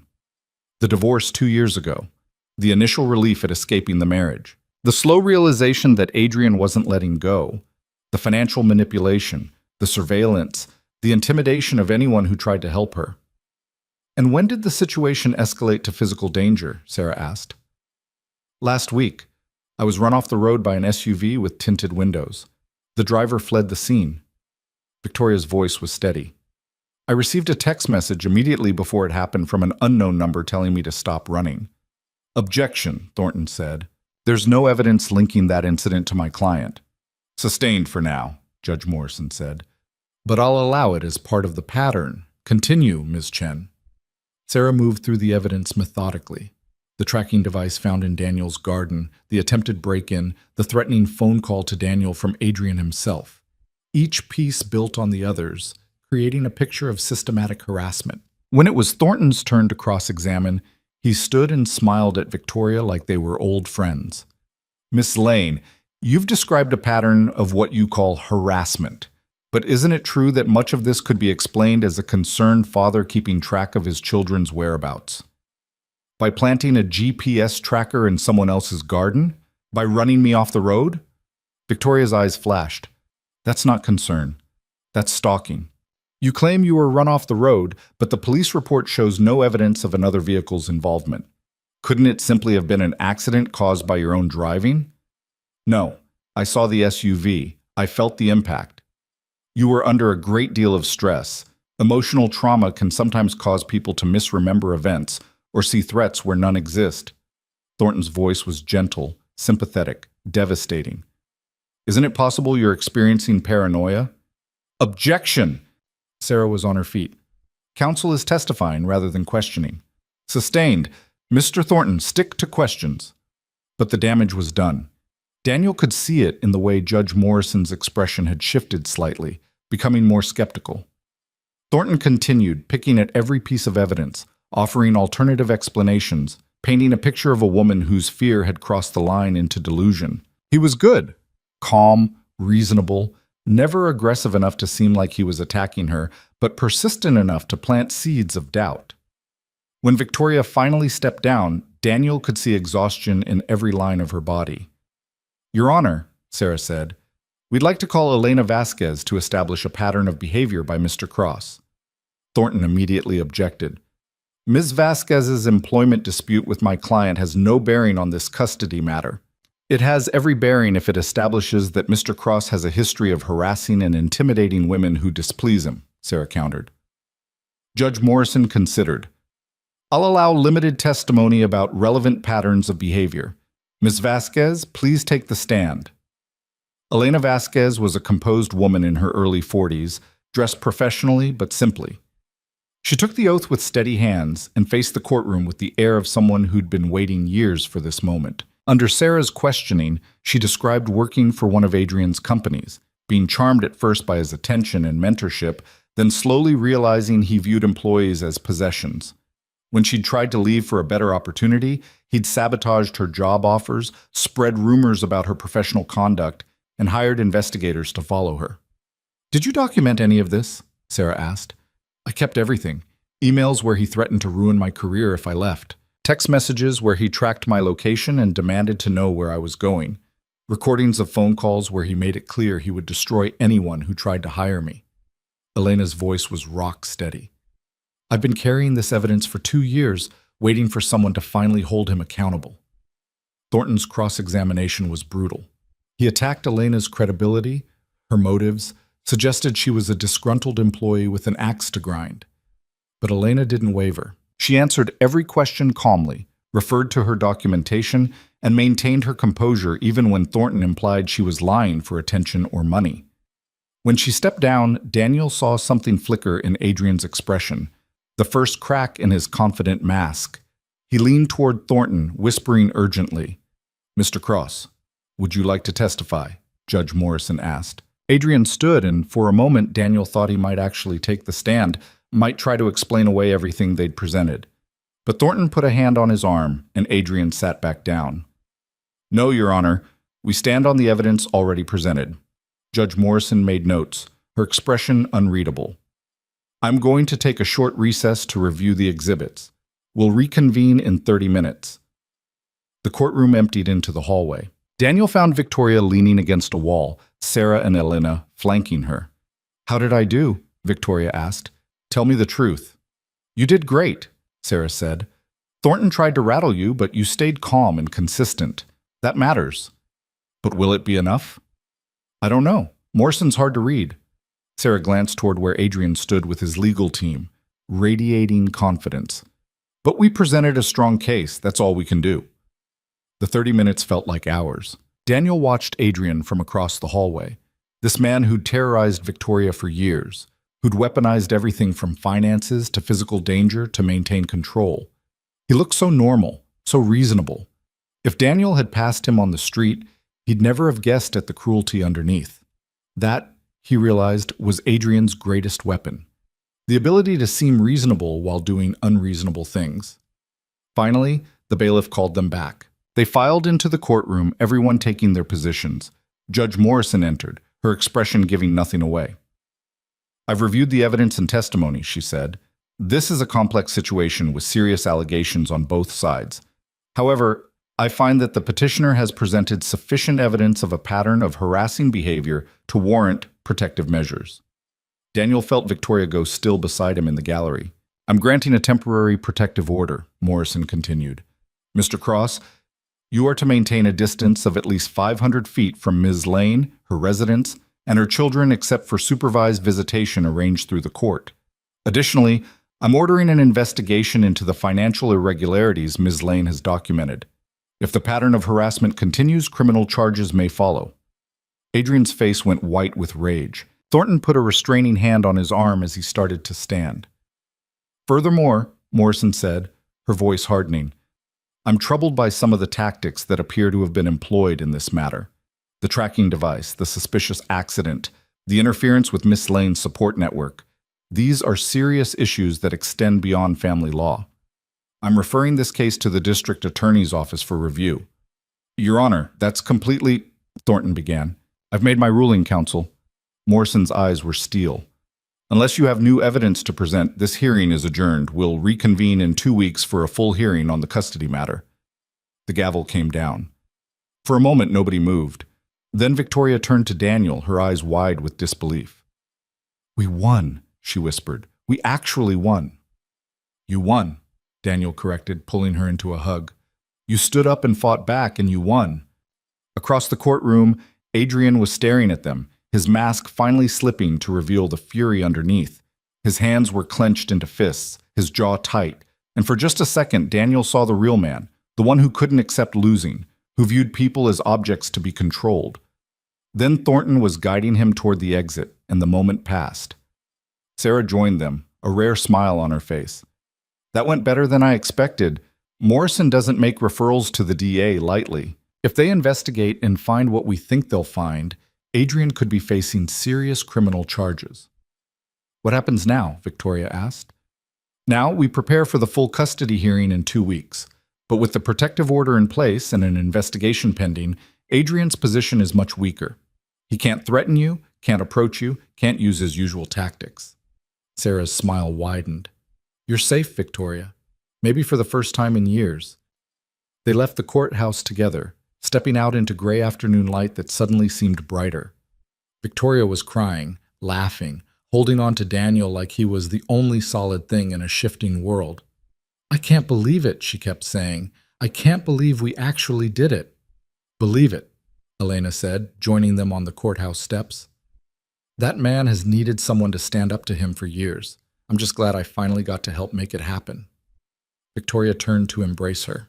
"Thank you for keeping that evidence, for being willing to testify, for trying to warn me 2 years ago even when I didn't listen. We women have to look out for each other," Elena said simply. "Especially against men like Adrian Cross."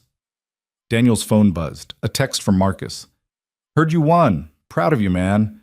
Drinks are on me when this is all over." He smiled, typed back a quick thanks, then looked at the 3 women standing together on the courthouse steps. Victoria, Sarah, Elena, all of them fierce and brave and refusing to back down. "What happens next?" he asked. Victoria looked at him, her eyes bright with tears and hope, and something that looked like joy. "Next, we go home. We tell the kids they're safe. We breathe for the first time in years." She took his hand. "And we figure out what comes after survival." Daniel squeezed her hand, looking toward a future that suddenly seemed possible. "Sounds like a plan." The victory should have felt complete. As they drove back to Daniel's house, Victoria kept touching the protective order paperwork like she needed to confirm it was real, her fingers tracing the judge's signature over and over. But Daniel couldn't shake the memory of Adrian's face in that courtroom. The cold fury barely masked by his lawyer's restraining hand, the way his eyes had promised retribution even as the gavel came down.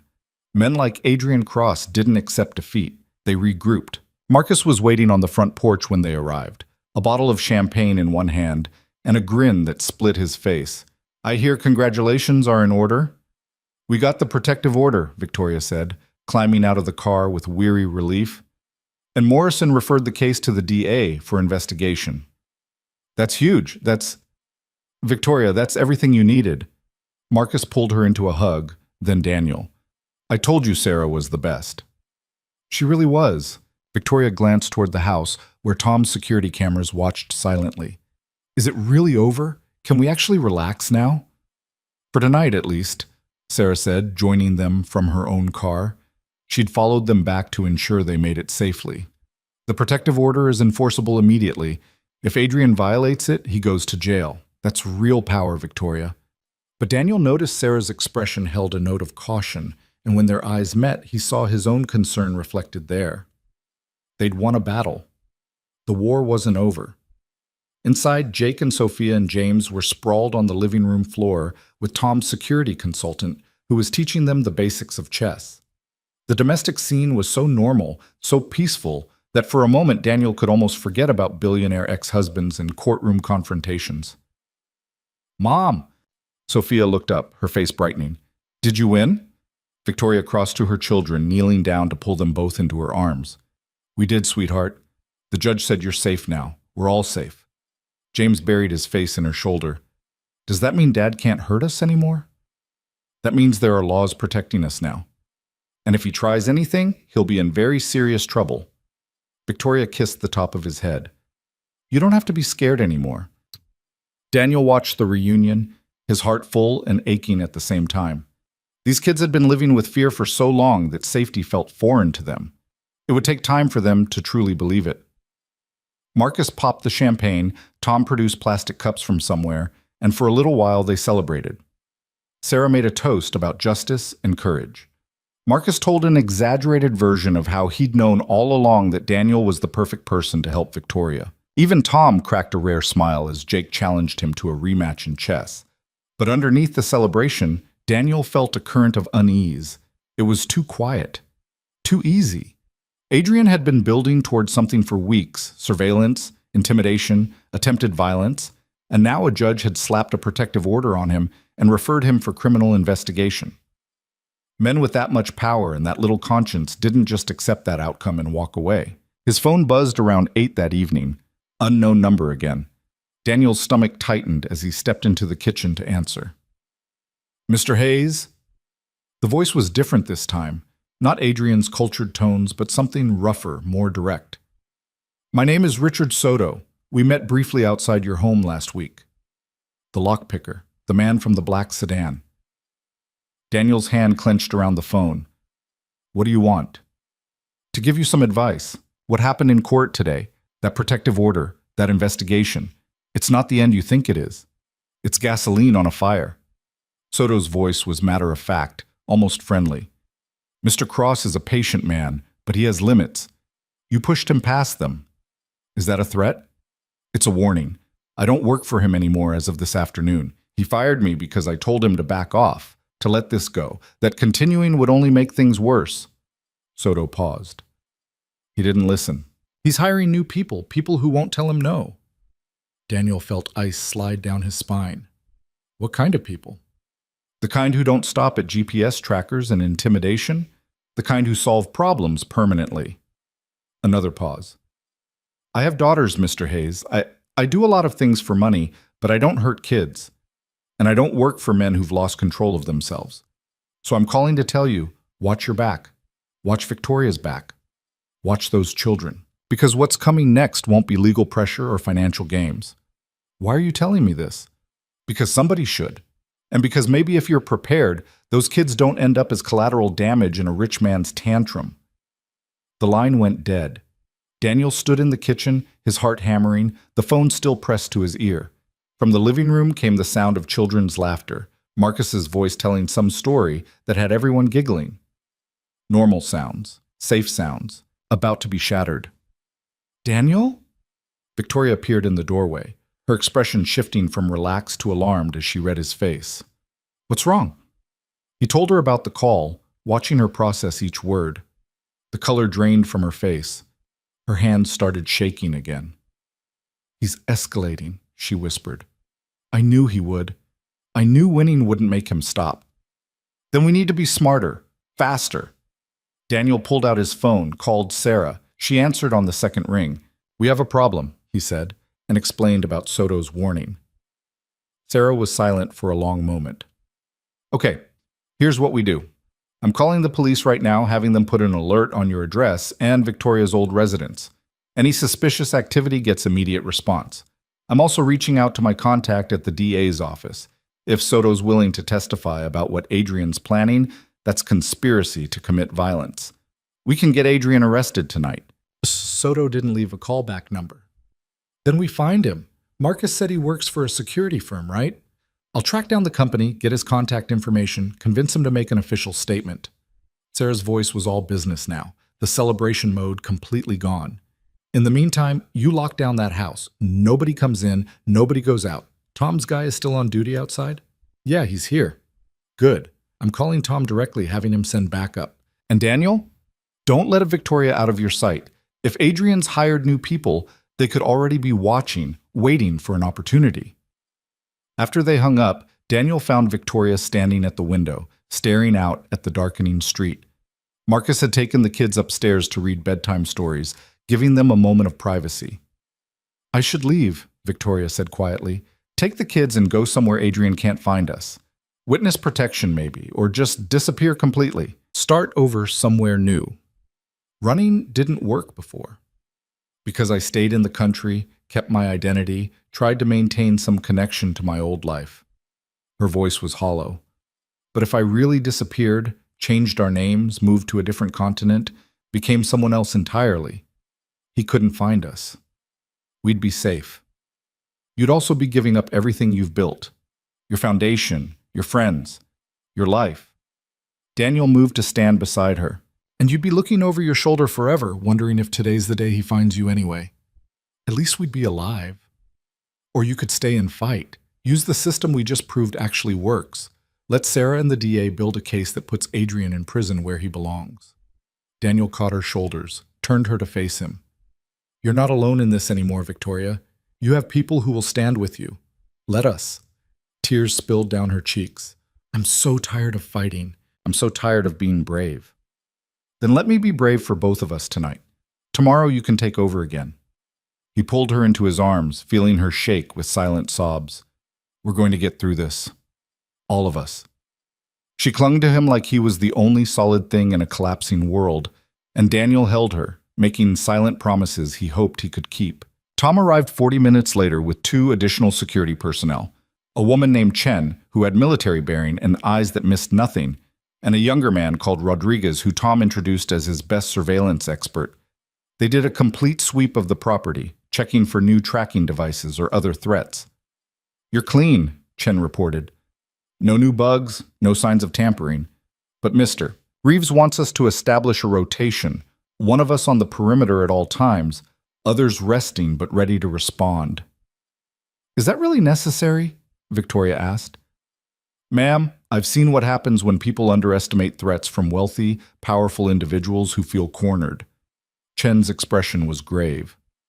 Better to be overcautious and wrong than unprepared and dead. The bluntness of it seemed to steady Victoria somehow. Okay, thank you. All of you.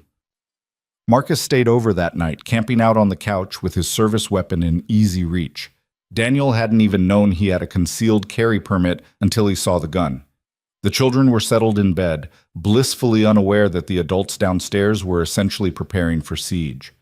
Around midnight, as Daniel was trying and failing to sleep in his own bed, his phone lit up with a text from Sarah. Found Soto. He's willing to talk to the DA tomorrow morning. This could be the break we need. Daniel typed back a quick thanks, then stared at the ceiling, listening to the old house creak and settle. Down the hall, he could hear Victoria moving around in the guest room. She wasn't sleeping either. The security team's quiet footsteps patrolled outside. Everything was locked down, protected, as safe as they could make it. But Daniel couldn't shake the feeling that they were waiting for the other shoe to drop. It dropped at 3:17 in the morning. The security alarm screamed to life, a shrill electronic wailing that had Daniel bolt upright in bed, heart racing. He grabbed his phone, pulled up the security app Tom had installed, and felt his blood turn to ice. 4 figures were approaching the house from different angles, moving with coordinated precision, professional, military trained. Marcus? Daniel was out of bed and running, pounding on the guest room door. Victoria, get the kids! Now! Victoria appeared in the doorway, her face white. What's happening? Someone's trying to get in. Multiple someones. Daniel was already moving toward Jake's room. We need to get everyone to the safe room. What safe room? The one Tom insisted we designate. The master bathroom. It's the only interior room with no windows and a locking door. Daniel scooped up a sleepy, confused Jake. Move! Chaos erupted. Marcus appeared with his weapon drawn, already on the phone with 911. Victoria gathered Sophia and James, both crying now from the alarm and the fear in their mother's voice. They all converged on the bathroom, cramming into a space meant for 2 people at most. Through the security app, Daniel watched the 4 figures reach the house. One started on the front door with what looked like a battering ram. Another was at the back door. 2 more were positioned at windows, clearly intending to breach simultaneously from multiple points. Police are 3 minutes out, Marcus reported, his voice tight. Tom's team is engaging. On the tiny phone screen, Daniel saw Chen step into view, weapon raised, shouting something at the intruders. One of them turned toward her. Daniel saw the muzzle flash before he heard the gunshot, a sharp crack that made all 3 children scream. They're shooting! Victoria pressed her children's faces into her shoulders, trying to shield them from the sound. Oh my God, they're actually shooting! More gunshots. The sound of breaking glass. Chen was down. Daniel couldn't tell if she was hit or taking cover. Rodriguez appeared from the side yard, returning fire. The battering ram hit the front door with a thunderous boom. They're coming in, Marcus said, moving to position himself between the bathroom door and the hallway. Everyone stay down. Daniel pulled Victoria and the kids into the bathtub, the only thing he could think of that might offer protection if bullets started coming through walls. The children were sobbing, clinging to their mother. Jake was asking questions Daniel had no answers for. Another boom. The front door splintered. Daniel could hear shouting now, men's voices coordinating, professional and cold. These weren't random thugs.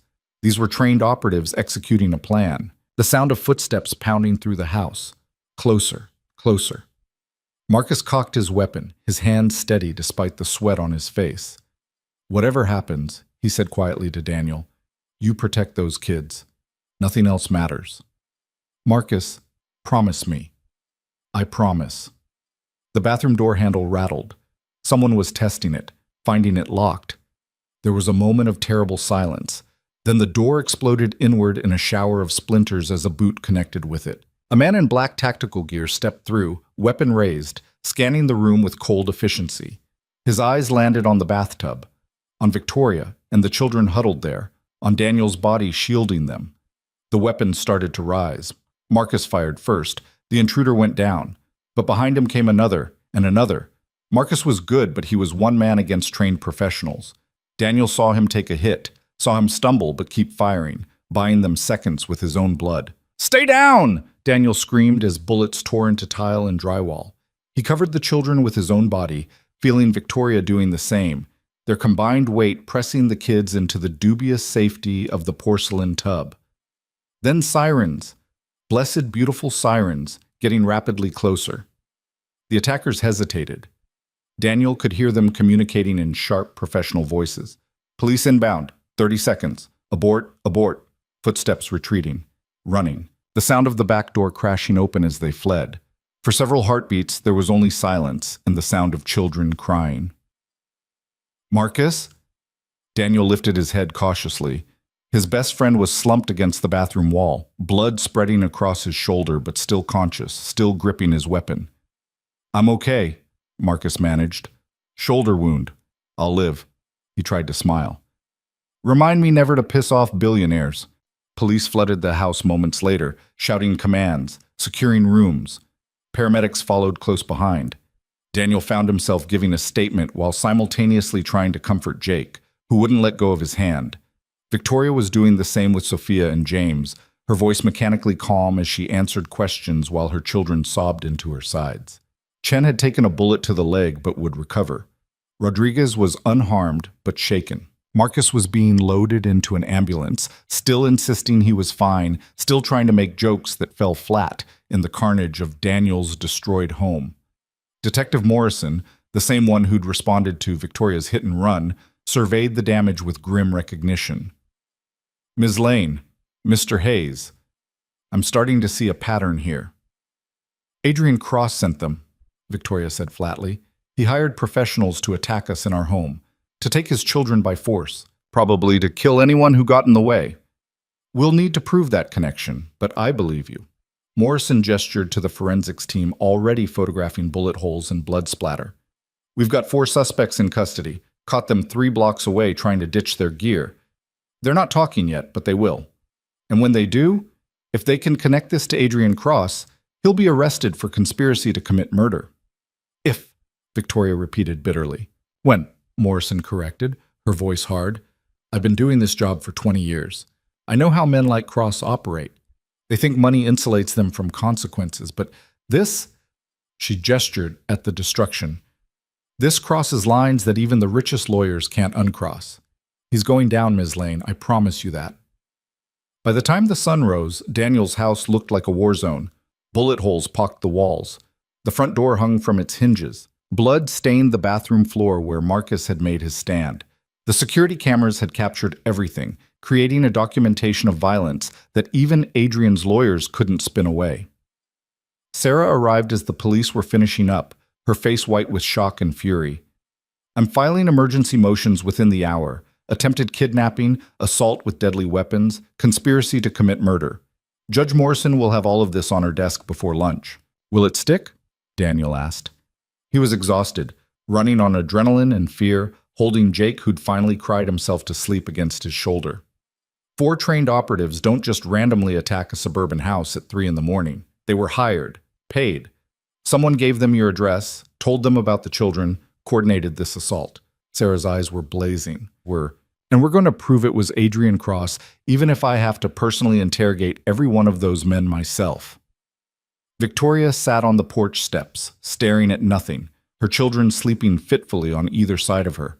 She looked broken in a way that had nothing to do with physical injury.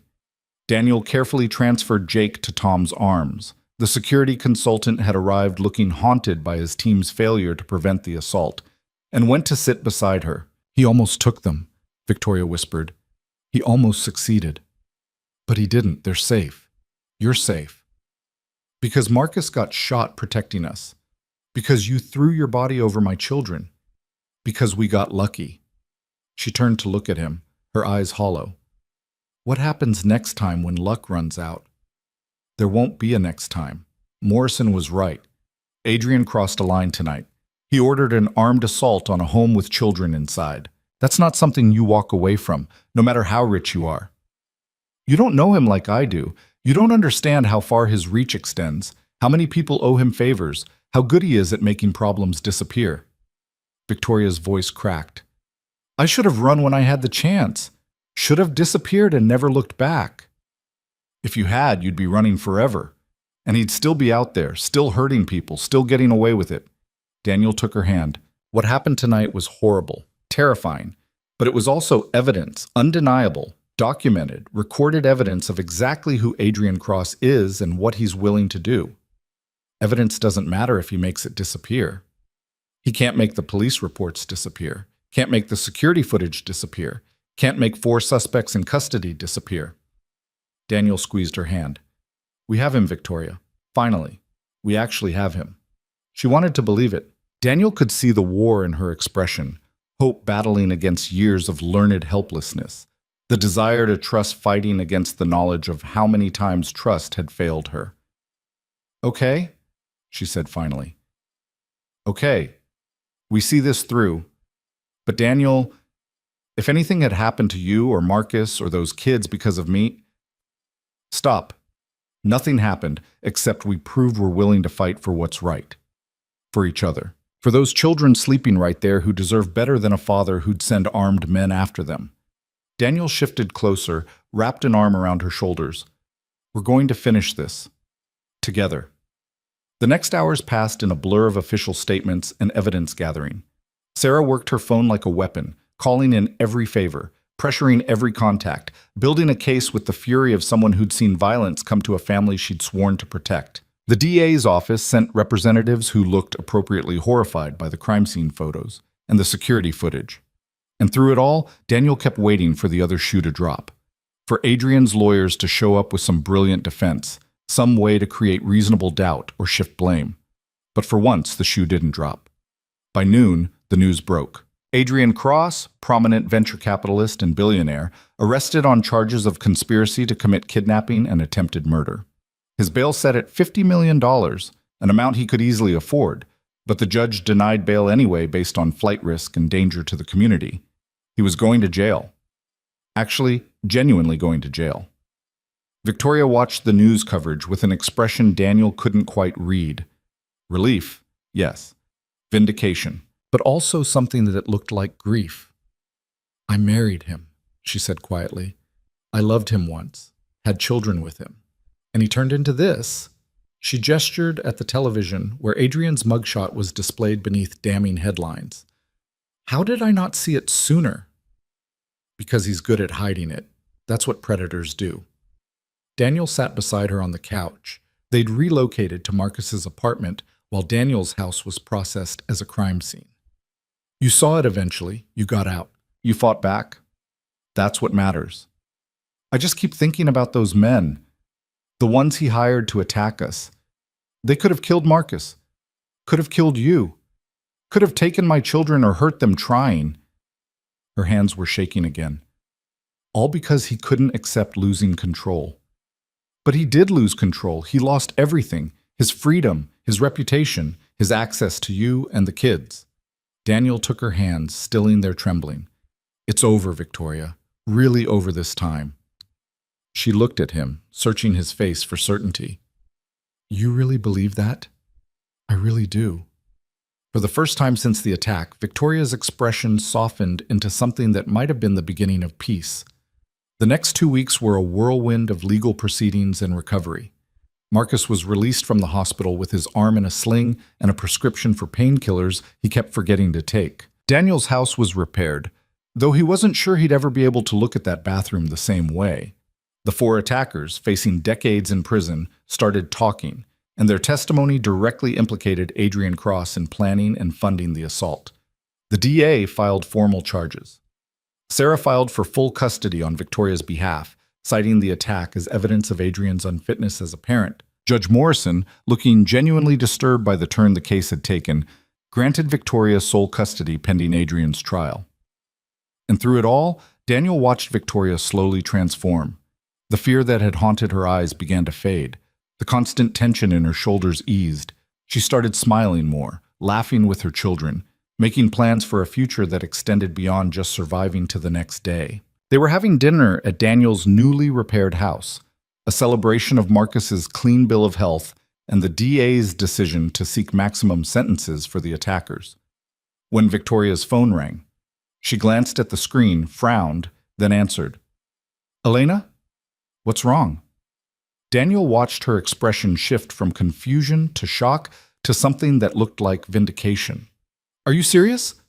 All of them? A pause. No, I understand. Thank you for telling me. This is huge. She hung up, staring at the phone for a long moment before looking up at the table full of expectant faces. That was Elena.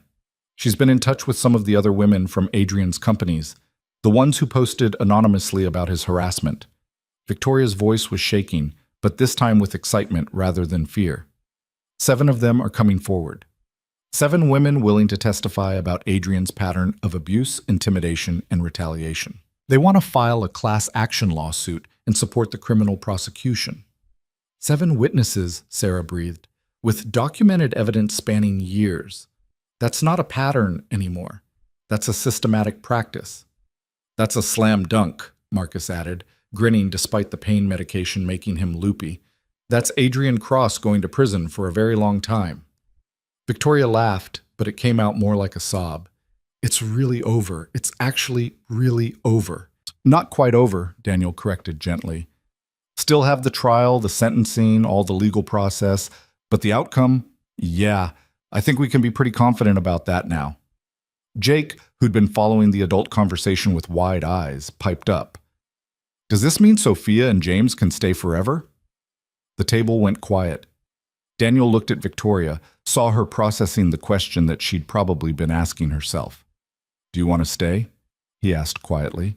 Victoria looked around the table, at Marcus, who'd taken a bullet for her children, at Sarah, who'd fought like a warrior in the courtroom, at Daniel, who'd opened his home and his heart without hesitation, at the 3 children who'd become inseparable over the past weeks. I don't know what forever looks like yet, she said carefully. But I know I want to find out, if that's okay with you. That's more than okay, Daniel said, and meant it with every fiber of his being. The trial, when it finally came 2 months later, was almost anticlimactic. The evidence was overwhelming. The witnesses were credible and consistent. Adrian's lawyers did their best, but there was no spinning away security footage of hired mercenaries assaulting a home with children inside, no explaining away 7 women with documented evidence of systematic harassment. The jury deliberated for less than 4 hours. Guilty on all counts. Daniel held Victoria's hand as the verdict was read, felt her grip tighten with each guilty that echoed through the courtroom. When the judge announced sentencing would be in 2 weeks, Victoria turned to him with tears streaming down her face. It's over, she whispered. It's really, finally over. Yeah, Daniel agreed, pulling her into his arms. It really is. Sentencing came on a bright Tuesday morning. The judge, Looking stern and unmoved by the parade of character witnesses Adrian's team had assembled, announced 25 years in federal prison with no possibility of parole for 15 years. Adrian Cross, who'd built an empire on control and intimidation, would spend the next 2 decades in a cell where money couldn't buy influence and power meant nothing. Outside the courthouse, Victoria stood on the steps with her children on either side, Daniel and Jake beside them, Marcus and Sarah flanking them like guards. The press was there, cameras rolling, questions being shouted. But Victoria didn't hide, didn't run. She stood tall and spoke clearly. For years, I lived in fear of my ex-husband's power, his connections, his ability to hurt anyone who tried to help me. But I learned something through this ordeal. She looked at the people standing with her. I learned that courage isn't the absence of fear. It's choosing to fight anyway.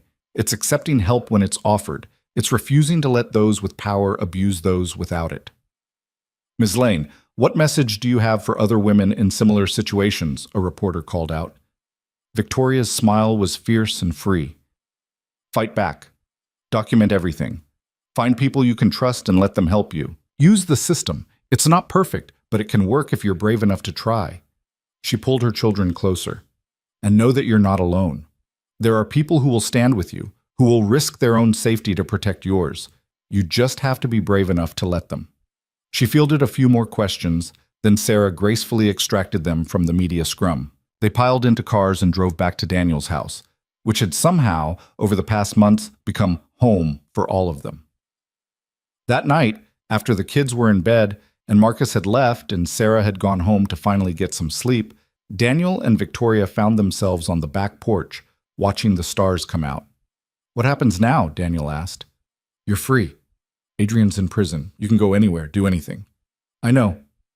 Victoria was quiet for a moment. I could go back to my old house, reclaim my old life, start over somewhere new. You could, Daniel agreed, trying to keep his voice neutral despite the ache in his chest.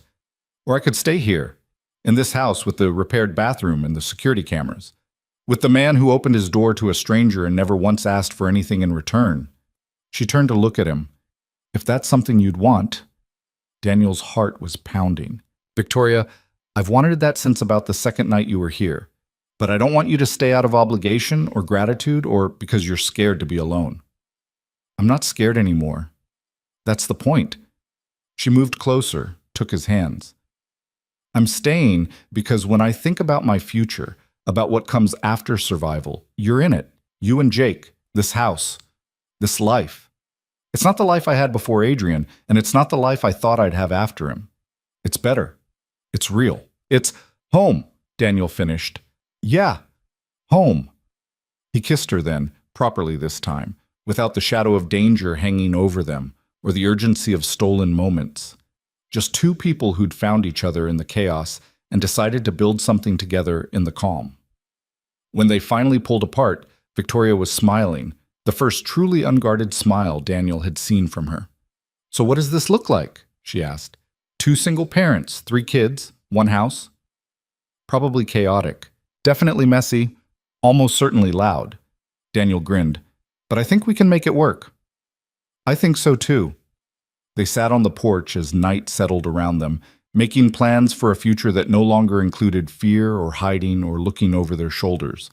They talked about schools for the kids, about Victoria restarting her foundation work, about Daniel returning to teaching once the media attention died down. They talked about ordinary things, beautiful, boring, wonderfully ordinary things. And for the first time in years, Victoria Lane, billionaire, survivor, fighter, allowed herself to believe in happy endings. Not the fairy tale kind where everything was perfect, but the real kind. The kind built on courage and trust and people who showed up when it mattered.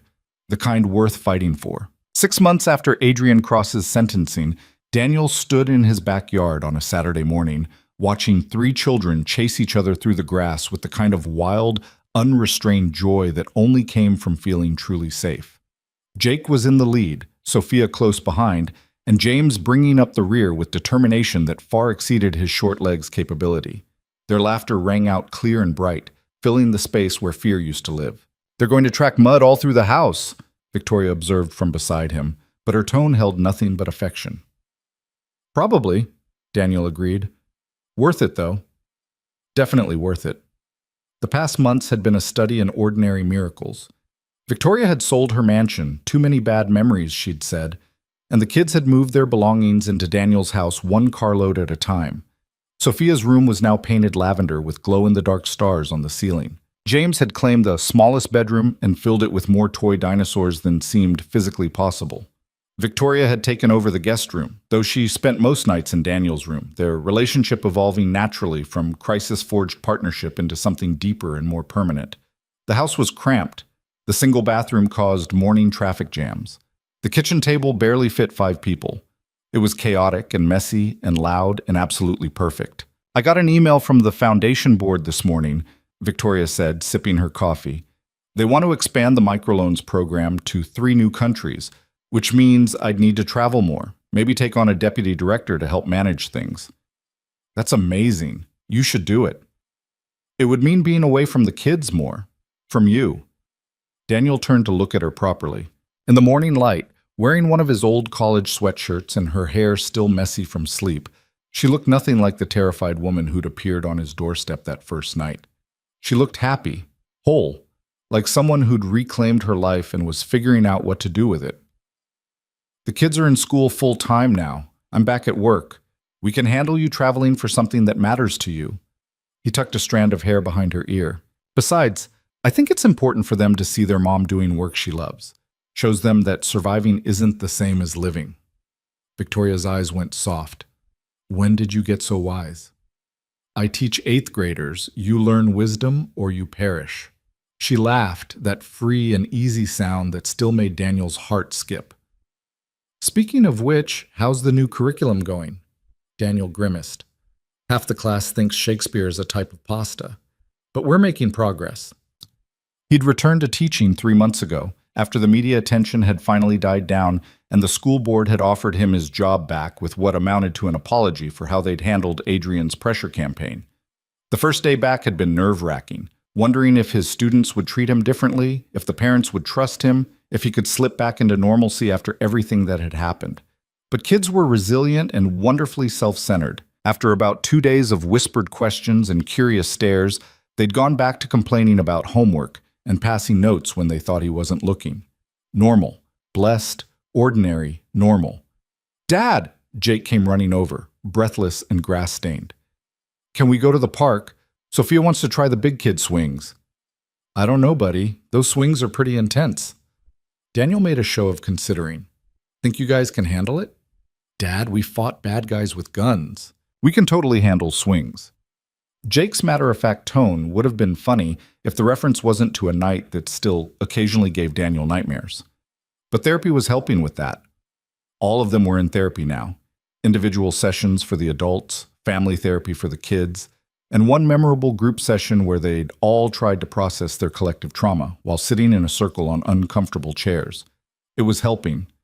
Slowly but surely, the shadows were fading. "All right, park it is. Go tell Sophia and James to get their shoes." Daniel watched Jake sprint away, then turned to Victoria. "You coming?" "Wouldn't miss it." The park was crowded with Saturday morning families, and for a few moments Daniel felt the old anxiety spike. Too many people, too many potential threats, too much exposure.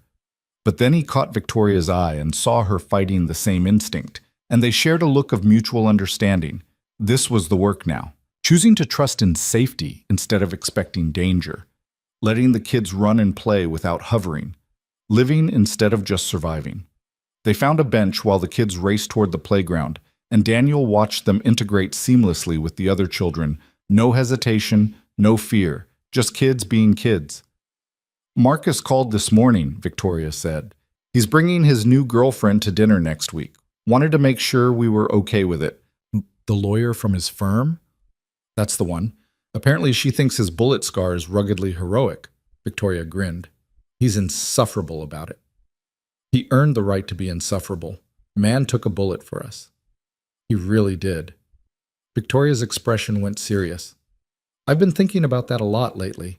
About all the people who showed up when it mattered. Marcus, Sarah, Elena, Tom and his team. Even Detective Morrison and that judge. They didn't have to help. They chose to. That's what good people do. I spent so long thinking I was alone. that no one would believe me or help me against someone like Adrian. I let that belief trap me almost as much as he did. Victoria watched Sophia swing higher and higher, fearless and free. I don't want the kids to ever feel that way. I want them to know that asking for help isn't weakness, that there are people worth trusting. They're learning that every day. Daniel gestured toward where James had convinced another kid to help him build a sandcastle, their collaboration involving more argument than actual building, but clearly working anyway. They see us trust each other. They see the community we've built. That's the legacy they'll carry forward. Better than the one Adrian would have given them. Daniel couldn't argue with that. He'd seen the reports from the prison psychologist that Sarah had gotten as part of the custody case closure. Adrian showed no remorse, no understanding of why his actions were wrong. He still viewed Victoria and the children as possessions that had been unfairly taken from him.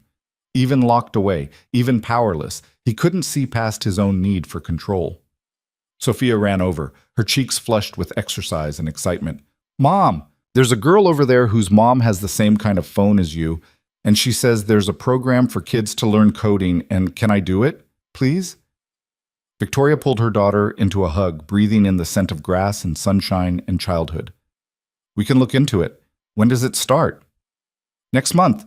And it's on Saturdays, so it won't mess up school, and Jake said he might want to do it too, and James is too young, but maybe when he's bigger?" The words tumbled out in a rush of enthusiasm that made both adults smile.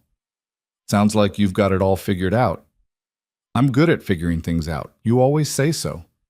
Sophia beamed, then darted back toward the playground where her brothers were calling for her. "She's so much like you," Daniel observed. "That determination, that refusal to let obstacles stop her." "I hope so. I hope she takes the good parts and leaves the rest behind." Victoria leaned into him and Daniel wrapped an arm around her shoulders. "Do you ever think about how different our lives would be if I hadn't shown up at your door that night?" "Sometimes. Usually right before I fall asleep. And I'm grateful every single time that you did show up, that you trusted Marcus's word about me, that you were brave enough to ask for help." Daniel pressed a kiss to her temple. "I was just going through the motions before you. Working, parenting Jake, existing but not really living. You changed that. You saved my life. We saved each other." They sat on that park bench watching their children play, and Daniel thought about the journey that had brought them here. From that terrifying first night to courtroom battles to armed assault to victory. From strangers to allies to partners to something that felt an awful lot like family. His phone buzzed, a text from Sarah. "Heard from the DA. Adrian's appeal was denied. The conviction stands." Daniel showed Victoria the message. She read it, nodded, but her expression didn't change much. The news would have devastated her 6 months ago, would have sent her into a spiral of fear about what Adrian might do next. Now it was just confirmation of what she already knew. The chapter was closed. Done. Over. "Good," was all she said. "That's good."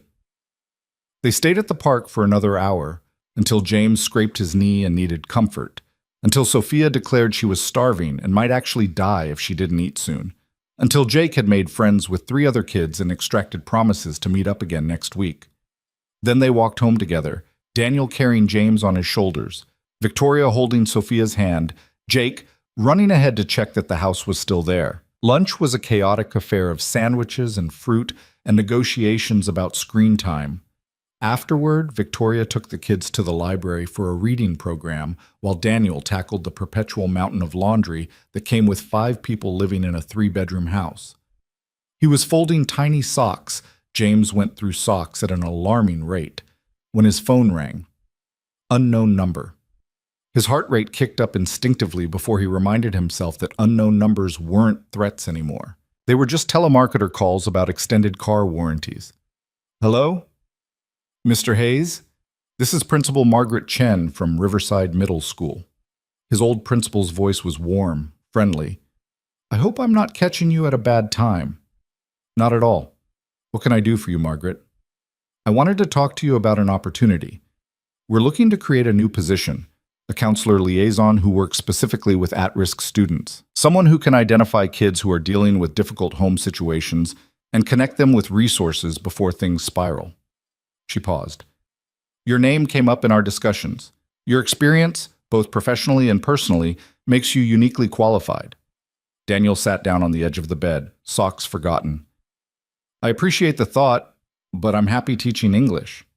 You'd still teach, just reduced load. 2 classes instead of 5, and the rest of your time devoted to the liaison work.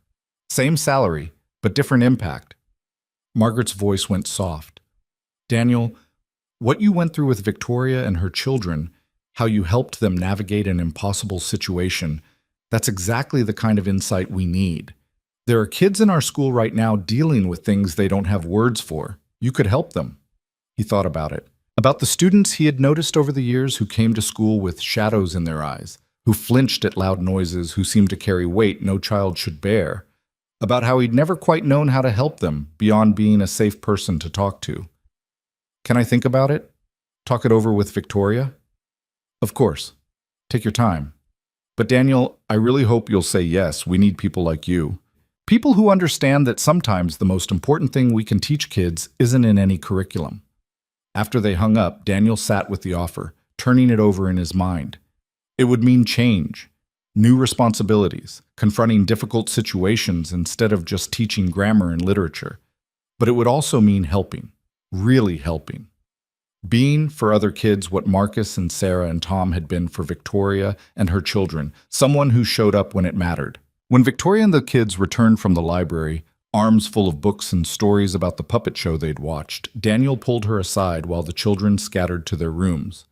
I got an interesting call today, he said, and explained the principal's offer. Victoria listened carefully, her expression thoughtful. What do you want to do? I don't know. Part of me thinks it's perfect, using what we went through to help other people, but part of me wonders if I'm qualified. I'm a teacher, not a counselor. You're someone who sees people, who doesn't look away when things get hard, who shows up even when it's dangerous or difficult or thankless. Victoria took his hands. That's more qualified than most people with degrees in counseling, and you'd be helping kids who need exactly what you gave us, someone who believes them and fights for them. You think I should do it? I think you should do whatever feels right.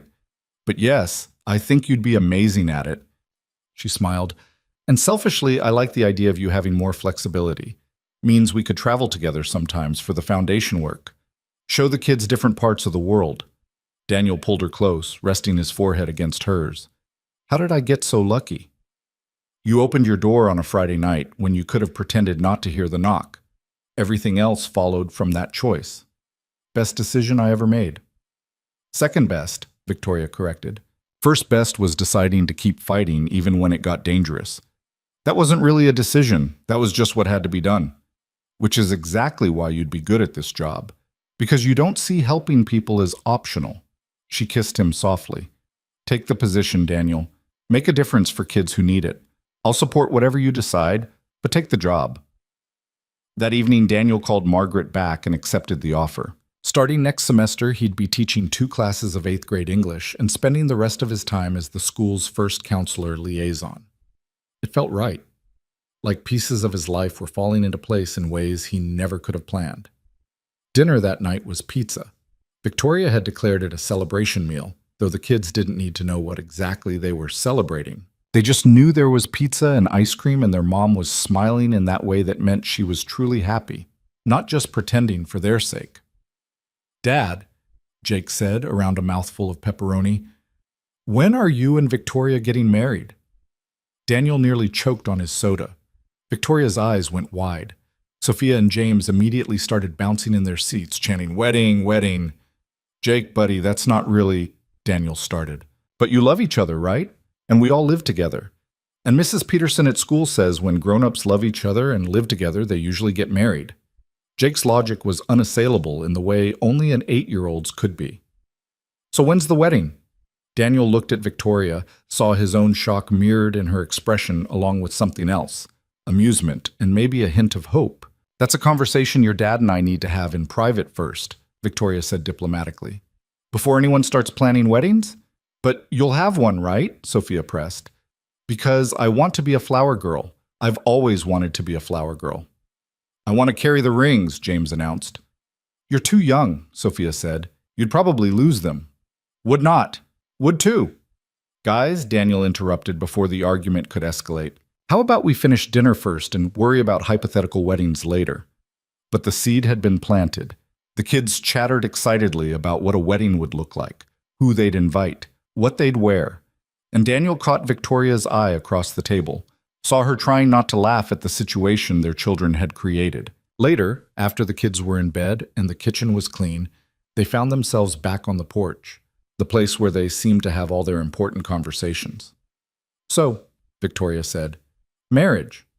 "Yeah, that." "Jake raises a good point." Daniel turned to look at her. "Does he?" "We do love each other. We do live together. We're raising 3 kids as a team. In most ways, we're already married." Victoria was quiet for a moment. "But I understand if you're not ready. After everything with Jennifer, and then all the chaos with Adrian, if you need more time, I don't need more time." Daniel caught her hand. "I've been thinking about it for months, actually, just waiting for the right moment to bring it up. Turns out our 8-year-old has better timing than I do."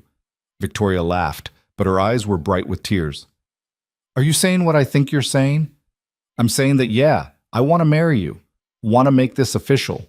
Want to stand up in front of everyone we know and promise to be your partner for whatever comes next." Daniel pulled her closer. "Want to be legally bound to someone who takes up all the hot water and can't cook to save her life but makes me laugh every single day?" "I can cook." "Victoria, you burned water last week."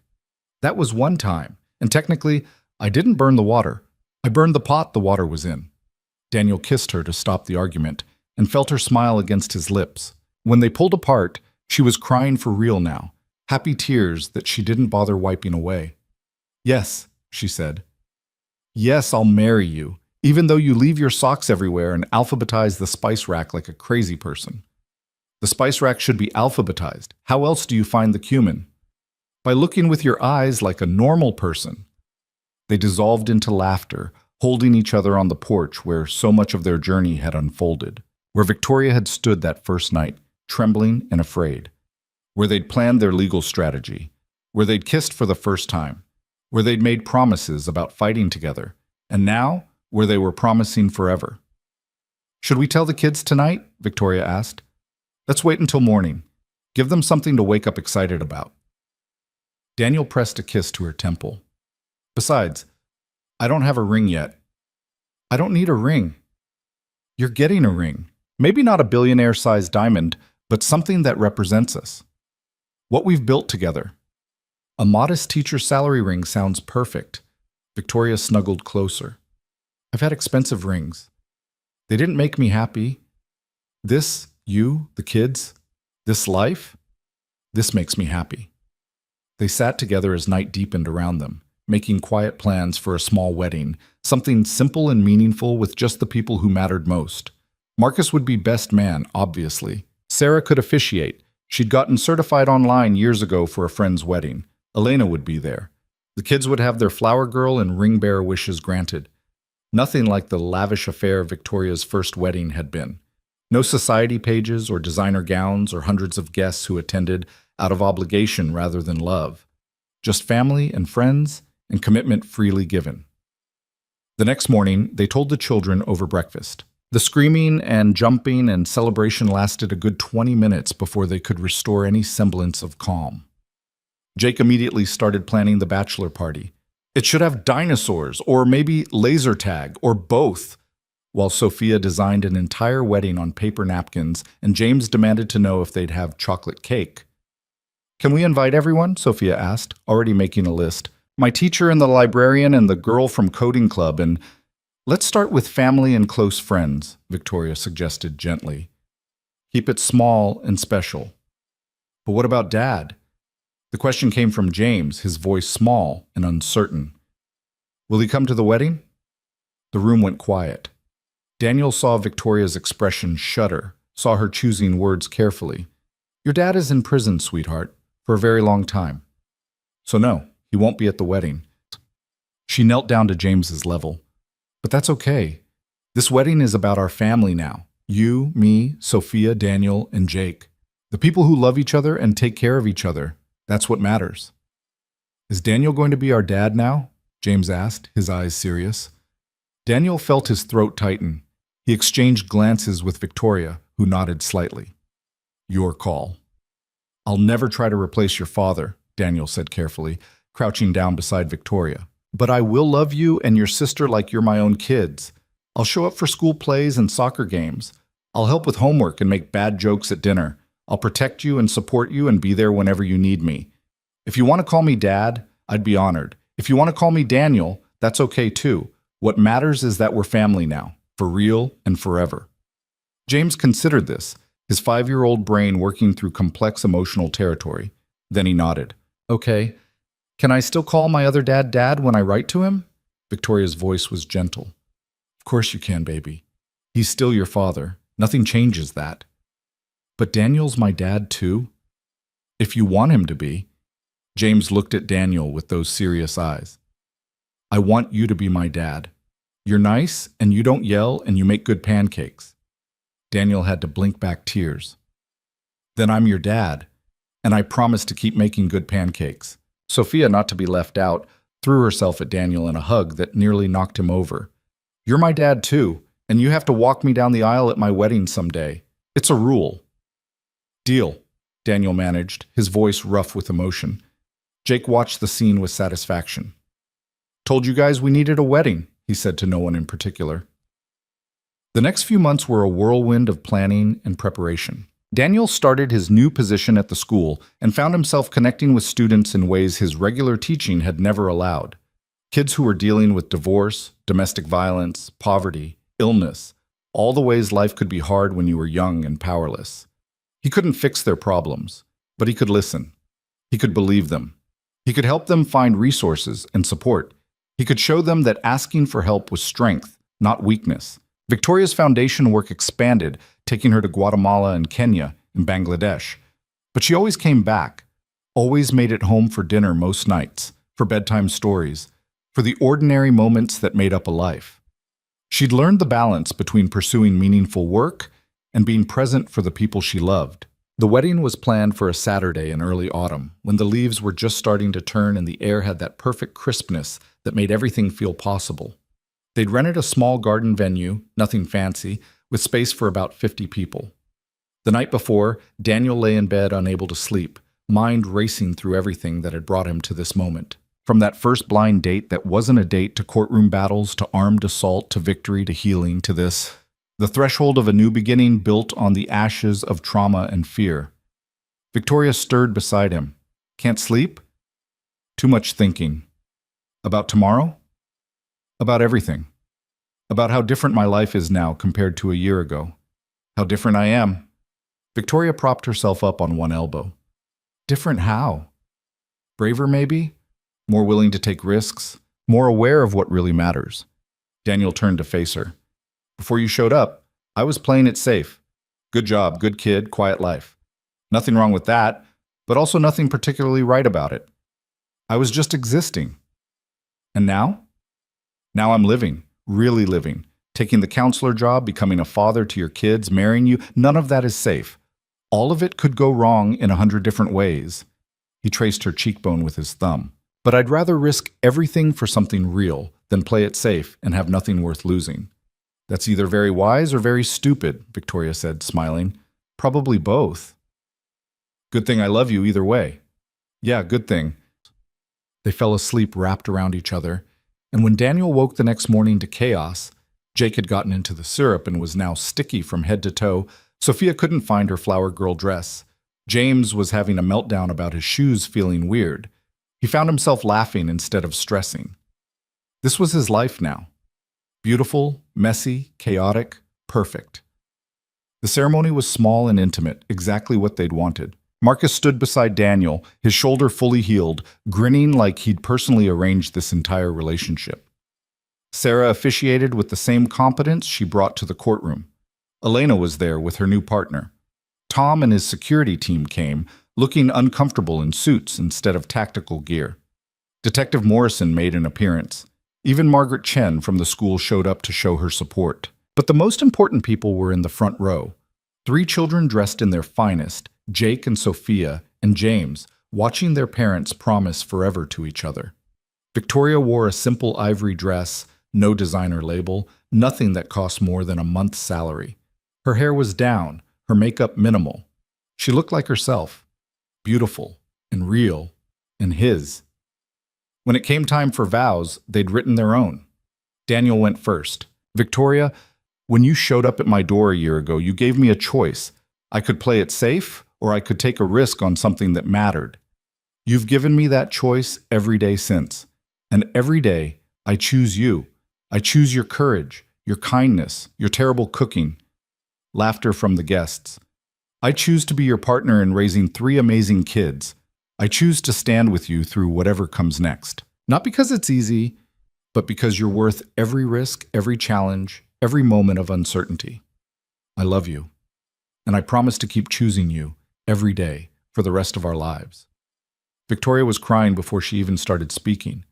Daniel, you saved my life, not just from Adrian, but from myself, from the belief that I was alone, that no one would help, that asking for support was weakness. You showed me what real strength looks like, what real love looks like. It looks like opening your door to a stranger with hungry children. It looks like standing between danger and the people you've chosen to protect. It looks like choosing kindness even when it costs you everything. She took a shaky breath. I promise to be worthy of that kindness, to show up for you the way you showed up for me, to build a life together that's based not on what we escaped from, but on what we're moving toward.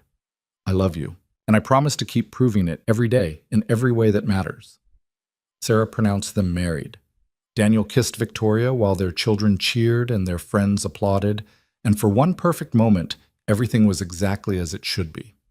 The reception was held in the same garden, with tables of food and a small dance floor and music that ranged from classical to contemporary. The kids ran wild with the other children in attendance, burning off nervous energy and cake-fueled sugar highs. The adults mingled, sharing stories and laughter and toasts that ranged from heartfelt to hilarious. Marcus gave a best man speech that had everyone crying with laughter one moment and wiping away tears the next, talking about how he'd set up the blind date, never imagining it would turn into this. How proud he was of both of them for their courage and resilience. Sarah spoke about justice and love and how sometimes the system worked when brave people were willing to fight for what's right. And then unexpectedly, Sophia stood up. At 7 years old, she shouldn't have been able to command a room full of adults, but she did. I want to say something, she announced in her clear, confident voice. Before we met Daniel and Jake, me and James and Mommy were scared all the time. We had to hide and run away and be quiet. It was bad. She looked at Victoria, who was holding Daniel's hand so tight it probably hurt. But then Mommy brought us here and Daniel let us stay, even though he didn't have to, and he made us safe. And now we have a family and a home, and we don't have to be scared anymore. She turned to Daniel. Thank you for being our dad. You're really good at it. There wasn't a dry eye in the place. Daniel stood, crossed to Sophia, and pulled her into a hug, while the guests applauded and Victoria openly sobbed happy tears. The party continued into the evening. Daniel danced with Victoria, then with Sophia, then with a very serious James, who informed him that dancing was kind of silly but also kind of fun. He watched Jake and Sophia and James playing together, their bond as strong as any biological siblings, and marveled at how a crisis had forged them into an unbreakable unit. As the sun set and the garden lights twinkled to life, Daniel found himself standing with Victoria at the edge of the party, watching their combined family celebrate. Hard to believe this is our life now, Victoria said softly. Better than anything I could have imagined. Even with the constant chaos and the bathroom wars and James's dinosaur obsession, especially because of all that. Daniel pulled her close. That's what makes it real, what makes it ours. I spent so long just trying to survive, trying to get through each day without Adrian destroying me. I never let myself think about what might come after. Victoria looked up at him. This is better than anything I would have dared to hope for. We earned it, both of us. Together. They rejoined the party, dancing with their children, laughing with their friends, building memories that would carry them forward. And when the evening finally wound down and the guests departed and the kids were exhausted and sticky and happy, they drove home to the house that had been Daniel's but was now theirs. Jake fell asleep in the car. Daniel carried him inside while Victoria shepherded Sophia and James, all of them moving through the familiar routine of bedtime with the ease of practice.